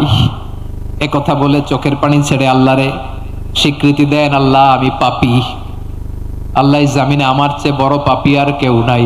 অজু করে সিজদায় লুটিয়ে পড়ে চোখের পানি ছেড়ে আল্লাহরে পাপের স্বীকৃতি দেন, আল্লাহ এমন কোন জুলুম নাই, গুনাহ নাই আমি করি নাই, সগীরা কবিরা, জেনে না জেনে, ইচ্ছায় অনিচ্ছায়, শিরকি বেদাতি সব গুনাহ করেছি।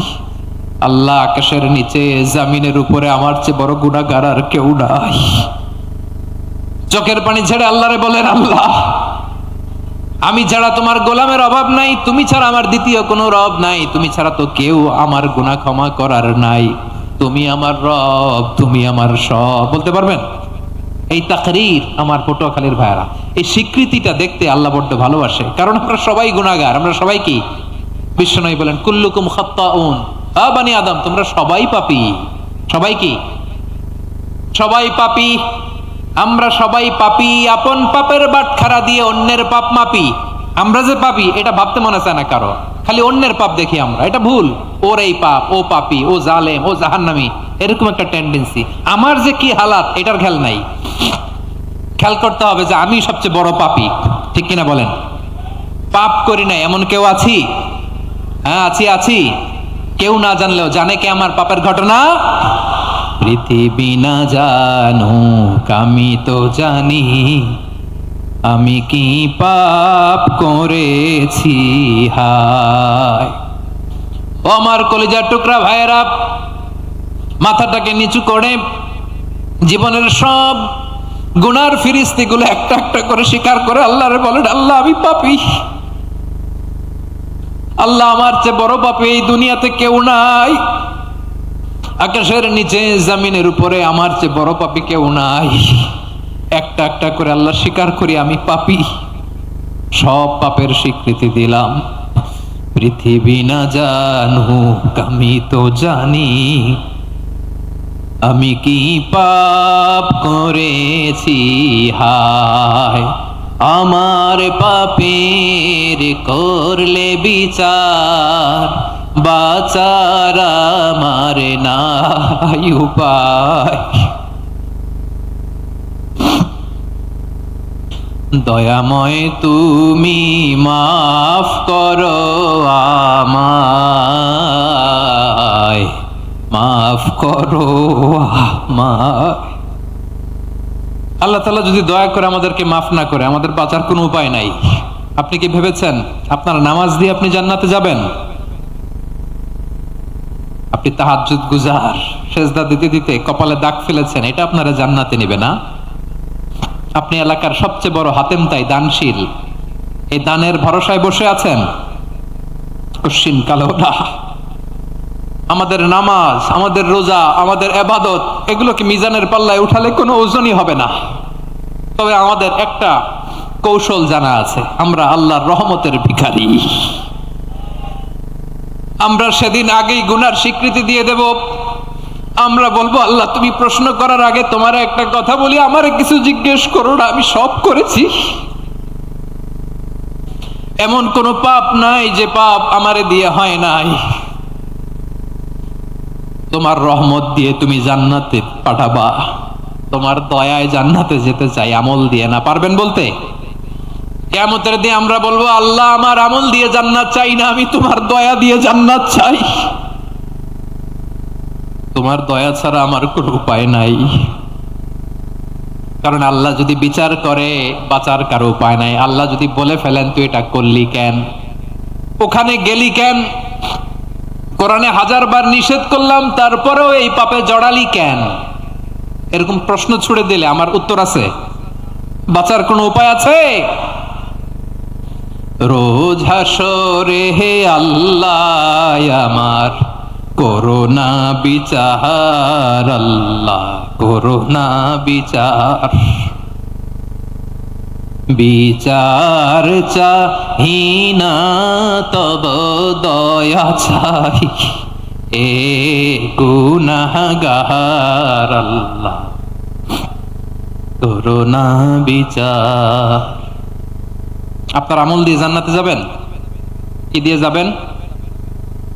আল্লাহর দয়া দিয়ে। আল্লাহর রহম আর দয়া ছাড়া কেউ জান্নাতের চেহারাও দেখতে পাবে না। আমার প্রিয় ভাইয়েরা, এই দোয়া আল্লাহর কাছে পছন্দনীয় হওয়ার কারণ 3টা। দোয়ার প্রথম অংশে আছে তাওহীদ, আল্লাহর একত্ববাদের ঘোষণা। এই দোয়ার দ্বিতীয় অংশ আছে তাসবিহ, আল্লাহর প্রশংসা সূচক বাণী। এই দোয়ার 3 নাম্বার অংশ পাপের স্বীকৃতি। তাহলে আমরা সবাই গুনাহগার। আমরা আল্লাহর কাছে পাপের স্বীকৃতি দিয়ে বলবো, ও আল্লাহ ইন্নী কুনতু মিনাজ জালিমিন, আমরা জুলুম করেছি, পাপ করেছি, অন্যায় করেছি, আল্লাহ বুঝতে পারি নাই। শয়তানের ওয়াসওয়াসায় পড়ে, বন্ধুর পাল্লায় পড়ে, নফসের খায়েশ মিটাতে যে আল্লাহ করে ফেলেছি। তুমি গুনাহ না মাফ না করলে আমাদের গুনাহ মাফ করার দ্বিতীয় কেউ নাই। ঠিক কিনা বলেন? এভাবে অনুতপ্ত হয়ে যদি আল্লাহর কাছে দোয়া করেন, দেয়ালে পিঠ থেকে গেছে, কোনো রাস্তা নাই বের হওয়ার, ওই মুহূর্তেও আপনাকে বিপদ থেকে উদ্ধার করবে কে? বিশ্বনবী চরম বিপদে পড়লে 2টা দোয়া পড়তেন। প্রথম হলো এটা, লা ইলাহা ইল্লা আনতা সুবহানাকা ইন্নী কুনতু মিনাল জালিমিন। এই দোয়াটা আমরা বেশি বেশি পড়বো প্রিয় ভাইরা। রাজি আছেন? সবাই আওয়াজ করে পড়ুন ইনশাআল্লাহ। আমার প্রিয় ভাইয়েরা, বিপদে পড়লে বিশ্বনবী আরো একটা দোয়া পড়তেন, লা ইলাহা ইল্লাল্লাহুল আযীমুল হালিম, লা ইলাহা ইল্লাল্লাহু রাব্বুল আরশিল আযীম, লা ইলাহা ইল্লাল্লাহু রাব্বুস সামাওয়াতি ওয়াল আরদি ওয়া রাব্বুল আরশিল কারীম। এই যে বললাম, রেকর্ড হয়ে গেছে। এখন তো আর ইনস্ট্যান্ট মুখস্থ না হলেও পরে মুখস্থ করে নেবেন। আল্লাহ ছাড়া কোনো উপাস্য নাই, তিনি সমহান, মহা সহিষ্ণু, আল্লাহ ছাড়া কোনো উপাস্য নাই, তিনি সুমহান আরশের অধিপতি। আল্লাহ ছাড়া কোনো উপাস্য নাই, তিনি আকাশের মালিক, জমিনের মালিক, তিনি সুবিশাল আরশের অধিপতি। সুবহানাল্লাহ পড়েন। এই দোয়াটা কেউ যদি পড়ে যদি এর ওসিলা করে দোয়া করে, তাকে বিপদ থেকে মুক্তি দেয় কে? মনে থাকবে আপনাদের? তাহলে বিপদের প্রথম ধাক্কায় কি যেন পড়তে হয়? ইন্না লিল্লাহ। তারপরে কি বলে আল্লাহর কাছে নিজেকে সঁপে দিতে হয়? দেয়ালে পিঠ থেকে গেলে লা ইলাহা ইল্লা আনতা সুবহানাকা ইন্নী কুনতু মিনাজ জালিমিন। দুই নাম্বার হচ্ছে লা ইলাহা ইল্লাল্লাহুল আযীমুল হালিম, লা ইলাহা ইল্লাল্লাহু রাব্বুল আরশিল আযীম, লা ইলাহা ইল্লাল্লাহু রাব্বুস সামাওয়াতি ওয়াল আরদি ওয়া রাব্বুল আরশিল কারীম। মনে থাকবে? ইনশাআল্লাহ বলেন সবাই, আওয়াজ করে সবাই ইনশাআল্লাহ। অনেক সময় এমন হয়, হঠাৎ বিপদের সম্মুখীন হই আমরা, রেডি হয়ে বের হইছে অফিসে, হঠাৎ অ্যাক্সিডেন্টে পড়ে যাই, হঠাৎ পেটের ব্যথায় অজ্ঞান, এরকম হয় না? আপনাদের হয় না? বিষ্ণু ইসলাম বলেন, আকস্মিক দুর্ঘটনার বিপদ থেকে যদি কেউ বাঁচতে চায়, সকাল সন্ধ্যা যেন প্রত্যেকে এই দোয়াটা পড়ে। সকালে যদি 3 বার পড়ে, সন্ধ্যা পর্যন্ত হঠাৎ বিপদ থেকে সে রক্ষা পাবে। To be protected from sudden calamity, sudden disaster, sudden calamity, হঠাৎ বিপদ, হঠাৎ ভয়ঙ্কর কোন আকস্মিক বিপদ থেকে আল্লাহ বাঁচায় দিবে। সকালে পড়লে সন্ধ্যা পর্যন্ত প্রোটেক্টেড, সন্ধ্যাবেলায় যদি 3 বার পরে সকাল পর্যন্ত প্রোটেক্টেড। সুবহানাল্লাহ পড়ে। দোয়াটা কি? দোয়াটা হচ্ছে বিসমিল্লাহিল্লাযী লা ইয়াদুররু মা ইসমিহি শাইউন ফিল আরদি ওয়ালা ফিস সামাই ওয়া হুয়াস সামিউল আলিম। ছোট না? অনেক ছোট, মুখস্থ করবেন। বিসমিল্লাহিল্লাযী লা ইয়াদুররু মা ইসমিহি শাইউন ফিল আরদি ওয়ালা ফিস সামা। ওই আল্লাহর নাম নিচ্ছি, যে আল্লাহর নামের বরকতে আকাশ জমিনের কোনো কিছু কারো কোনো ক্ষতি সাধন করতে পারে না। তিনি সর্বশ্রোতা, সর্বজ্ঞ। সুবহানাল্লাহ পড়েন। পড়বেন এই দোয়াটা, বিসমিল্লাহিল্লাযী লা ইয়াদুররু মা ইসমিহি শাইউন ফিল আরদি ওয়ালা ফিস সামাই ওয়া হুয়াস সামিউল আলিম। ফজরের পরে 3 বার, মাগরিবের পরে 3 বার যদি কেউ পড়ে, প্রোটেক্টেড, যে কোনো হঠাৎ বিপদ থেকে প্রোটেক্টেড। প্রোটেক্ট করেন কে? ওই আল্লাহর নাম নিচ্ছি, যে আল্লাহর নামের ওসিলায় আকাশ জমিনের কোনো কিছু কোনো ক্ষতি করতে পারে না। সুবহানাল্লাহ পড়েন। আচ্ছা, এবার আমাদের জীবনে দুশ্চিন্তা আছে না নাই বলেন?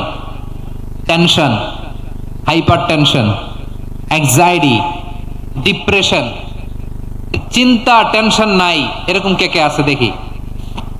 হাত তোলেন। ওই যে হাত তুলছে এক আল্লাহর ওলি, ওই যে। টেনশন নাই তোমার? মাশাআল্লাহ। ও না বুঝে তুলছে, ঝোঁকের চোটে, জোশের ঠেলায় ধাক্কায় তুলে ফেলছে। সবার জীবনে টেনশন আছে না নাই? এই দুশ্চিন্তা, পেরেশানি, মারাত্মক পেরেশানি থেকে মুক্তি পাওয়ার জন্য বিষ্ণু ইসলাম 2টো দোয়া পড়তেন। কয়টা?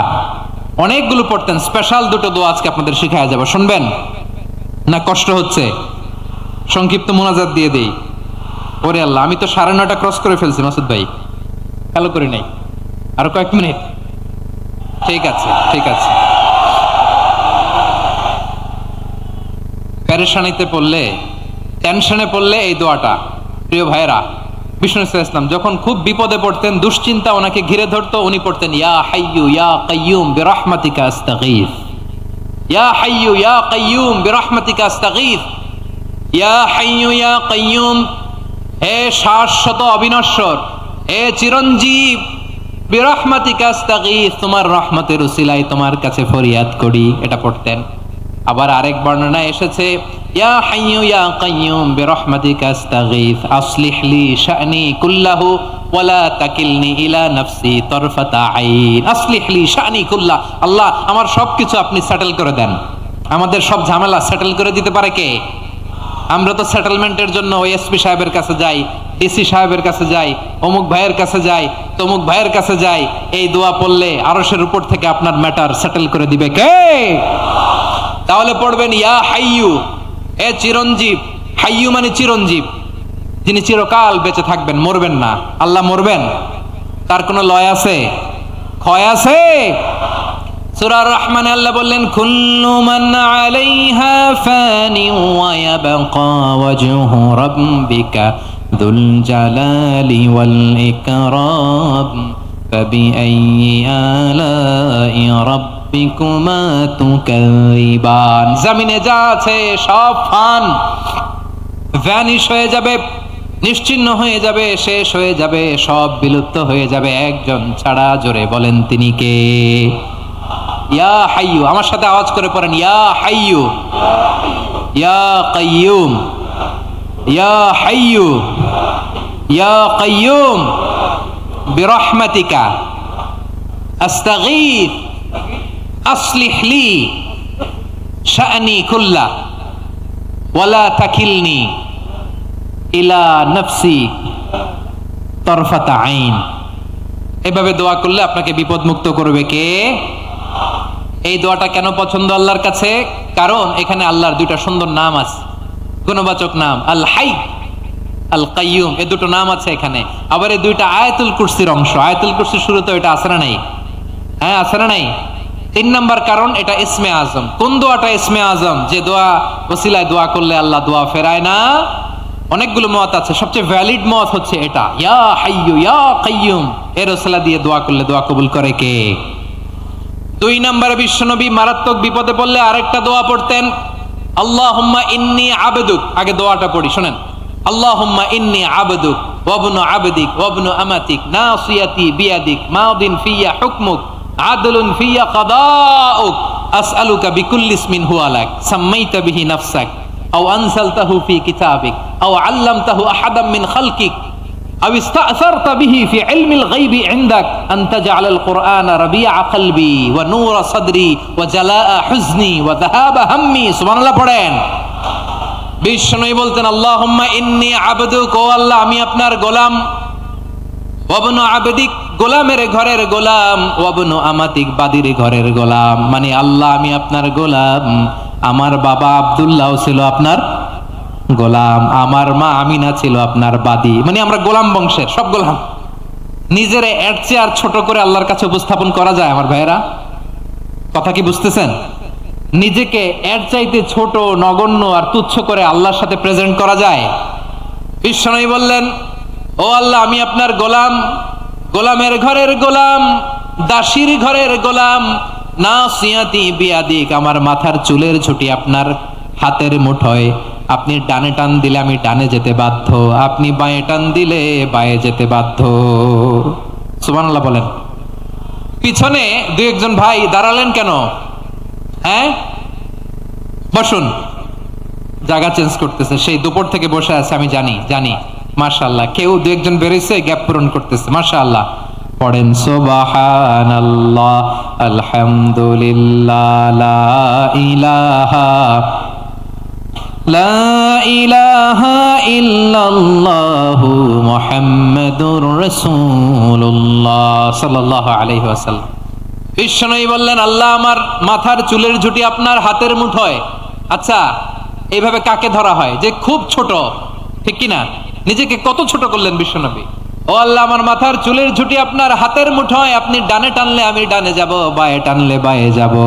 আল্লাহ আসআলুকা বিকুল্লি ইসমিন হুয়া লাক নাসিয়াতি বিয়াদিক মাদিন ফিয়া হুকমুক, আপনার নির্দেশ আমার উপর কার্যকর হবেই হবে। আদলুন ফিয়া কাদাউক, আপনার ফয়সালা, যেই ফয়সালাই আপনি আমার জন্য করেন এটাই ইনসাফ। সুবহানাল্লাহ বলেন।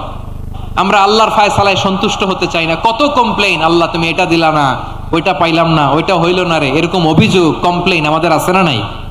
আর বিশ্বনবী বলতেন, আদলুন ফিয়া কাদাউক, আল্লাহ আমার জন্য তোমার যেটা ফয়সালা এটাই সবচেয়ে শ্রেষ্ঠ ইনসাফ, এর চেয়ে ইনসাফ আর হতে পারে? এভাবে কায়মন বাক্যে আল্লাহর কাছে বিশ্বনবী দোয়া করতেন। এরপরে বিশ্বনবী বললেন, আল্লাহ তোমার যত নাম আছে সব নামের ওসিলায় দোয়া করি, যে নাম তুমি আমাদেরকে জানিয়েছো, যে নাম তুমি আমাদেরকে জানাও নাই, যে নাম তুমি কোরআনে নাজিল করেছো, যে নাম নাজিল করো নাই, যে নাম শুধু নবীদেরকে জানিয়েছো। আর আল্লাহর এমন কিছু চমৎকার চমৎকার সুন্দর সুন্দর নাম আছে, এই নামগুলো রব্বুল আলামিন কাউকে জানাবে না। সুবহানাল্লাহ বলেন। আমরা তো 99 নাম জানি, 100 নাম জানি আল্লাহর, কিন্তু আল্লাহর এমনও কিছু নাম আছে যেগুলো আল্লাহ বিশ্বনবীরও জানায় নাই। এগুলো আল্লাহ ইলমুল গায়বে রেখে দিয়েছেন। দোয়ার সময় বলবেন, আল্লাহ তোমার যেই নামগুলো জানি, যেগুলো জানি না, যেগুলো কোরআনে আছে, যেগুলো নাই, যেগুলো নবীরে খাস ভাবে জানাইছে ওগুলোর উসিলায়, যেগুলো কোনোদিন জানাবাও না, তোমার ওই নামের উসিলাও তোমার কাছে চাই।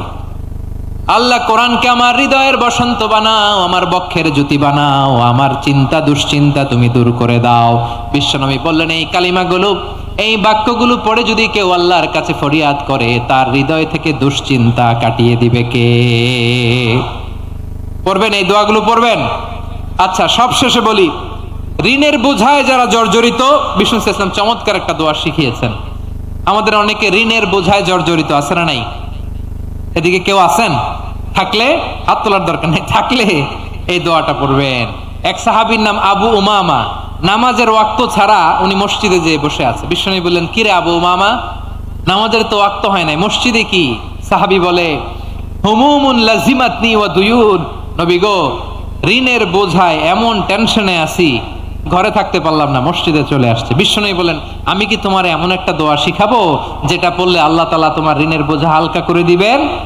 আবু উমামা বললেন, ইয়া রাসূলুল্লাহ, অবশ্যই শিখাবেন। বিশ্বনবী বললেন, তাহলে তুমি পড়বা, আল্লাহুম্মা ইন্নী আউযু বিকা মিনাল হাম্মি ওয়াল হাযান ওয়া আউযু বিকা মিনাল জুবনি ওয়াল বুখল ওয়া আউযু বিকা মিন গালাবাতিদ দাইনি ওয়া কাহরির রিজাল।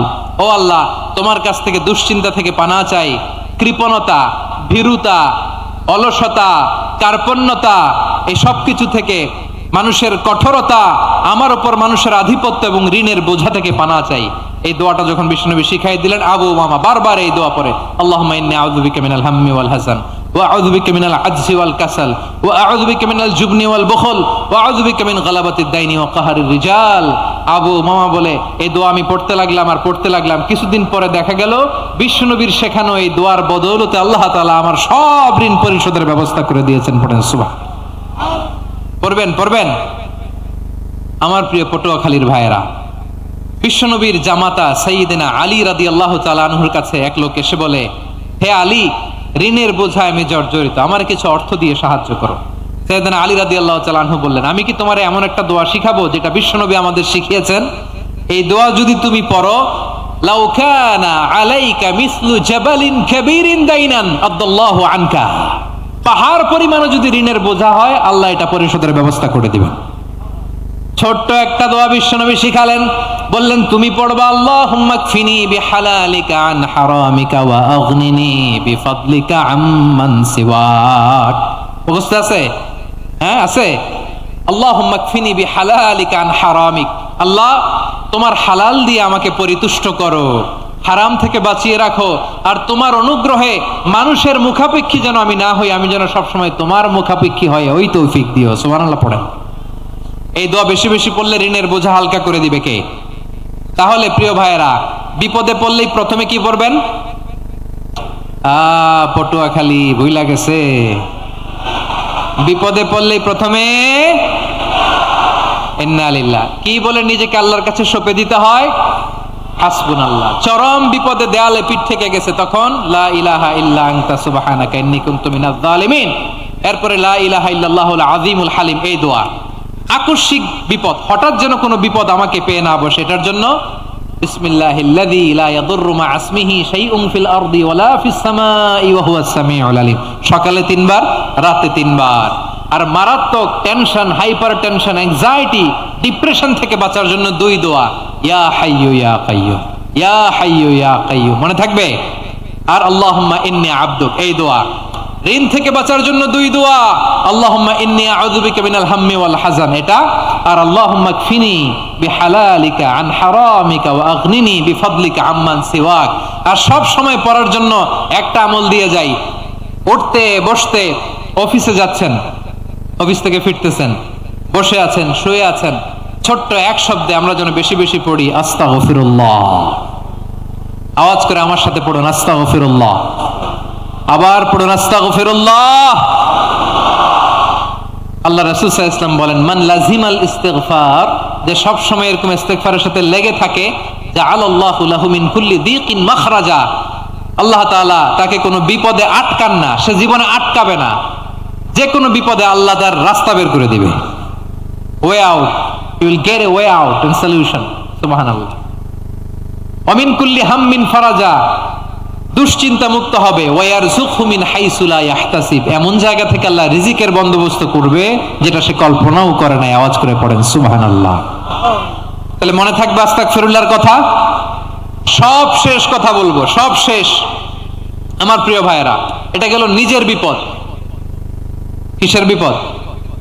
নিজে যদি বিপদে পড়েন। অন্যের বিপদ যদি দেখেন, এটার জন্য একটা দোয়া আছে। অনেক সময় আমরা দেখি হাসপাতালে ক্যান্সারের থার্ড স্টেজে চলে গেছে, লোকটা হ্যাংলা হয়ে চিকন হয়ে হায়রে কি কষ্ট পায়, দেখি না? বিষ্ণু বলে একটা দোয়া যদি কেউ অন্যের কোনো বিপদ দেখে পড়ে, ওই বিপদ তার জীবনে কখনো আসবে না। শুনবেন? শোনার আগ্রহ আছে?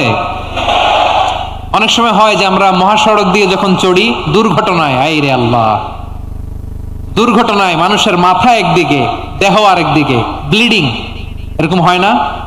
আল্লাহ তুমি হেফাজত করো। বিশ্বনবী বলেন এই দুর্ঘটনা দেখে কেউ যদি এই দোয়াটা পড়ে, তার জীবনে সে কোনোদিন এরকম অ্যাক্সিডেন্টের সম্মুখীন হবে না। শুনবেন? বিশ্বনবী বলেন অন্যের বিপদ দেখে কেউ যদি পড়ে, আলহামদুলিল্লাহিল্লাযী আফানি মিম্মা বাতালাকা বিহি ওয়া ফাদ্দালানি আলা কাসীরিম মিম্মান খালাকা তাফদীলা, মানে প্রশংসা সে আল্লাহর, যে আল্লাহ তাআলা তোমাকে যেই জিনিস দিয়ে পরীক্ষা করেছে, আমাকে ওইটা থেকে বাঁচিয়ে দিয়েছে। তোমাকে আল্লাহ যেই বিপদে ফেলেছে, আমাকে ওই বিপদ থেকে তিনি মুক্ত রেখেছে, আর তার অনেক সৃষ্টির উপর আমাকে তিনি প্রাধান্য দিয়েছে। সুবহানাল্লাহ পড়েন। যে কোনো বিপদ, কারো ক্যান্সার দেখে যদি এই দোয়াটা আপনি বিশ্বাসের সাথে পড়েন, জীবনে কোনোদিন ক্যান্সার রোগে আক্রান্ত হবেন না। দুর্ঘটনা দেখে যদি পড়েন, ওই দুর্ঘটনা আপনাকে স্পর্শ করবে না। যে কোনো কারো বিপদ দেখে যদি কোনো বিশ্বাসী বান্দা এই দোয়া পড়ে, বিশ্বনবী বলেন লাম ইউসিবহু যালিকাল বালা, ওই বিপদ তাকে আর ধরবে না। উফিয়া মিনহু মিন যালিকাল বালা কাইনাম মা কান, সে যতদিন হায়াত পাবে কোনোদিন ওই বিপদ তাকে স্পর্শ করবে না। এই দোয়াটা পড়তে রাজি আছেন আমার প্রিয় ভাইরা? তাহলে পুরো আলোচনার সেন্ট্রাল থিম হচ্ছে আমাদের জীবনে বিপদ আসবে, কষ্ট আসবে, দুঃখ আসবে, কিন্তু বিপদে আপদে আমরা হাল ছেড়ে দিব না, হতাশ হব না। মুমিন হতাশ হয় না, নিরাশ হয় না, হাল ছেড়ে দেয় না। মুমিন ভরসা রাখে একজনের উপর। আওয়াজ করে বলুন, চিনি কে? বিপদে পড়লে আমাদেরকে উদ্ধার করে কে? আবার আমাদেরকে যদি কোনো নেয়ামত আল্লাহ দিতে চান, ওইটা কেড়ে নেওয়ার ক্ষমতা কারো আছে? তাহলে আমরা কানেক্টিভিটি বাড়াবো কার সাথে? আমাদের প্রার্থনার ফরিয়াদের হাত তুলবো কার কাছে?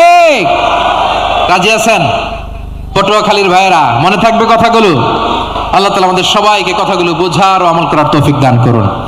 আমি আপনাদের আতিথেয়তা, আপনাদের ভালোবাসায় মুগ্ধ হয়েছি, ইমপ্রেসড হয়েছি। আলহামদুলিল্লাহ। লক্ষ লক্ষ তাওহীদি জনতা, কোনো ডিস্টার্ব নাই, কোনো হই হুল্লোড় নাই, মারামারি নাই। পটুয়াখালী আজকে হিস্ট্রি তৈরি করেছে। আর আমার দুই পাশে আমার দুজন প্রিয় মানুষ, আপনাদের এই এলাকার গণমানুষের নেতা, মাটিও মানুষের নেতা, তারুণ্যের আইকন আমার প্রিয় মাসুদ ভাই। পাশে আছেন আমাদের আলতাফ হোসেন চৌধুরী সাহেব।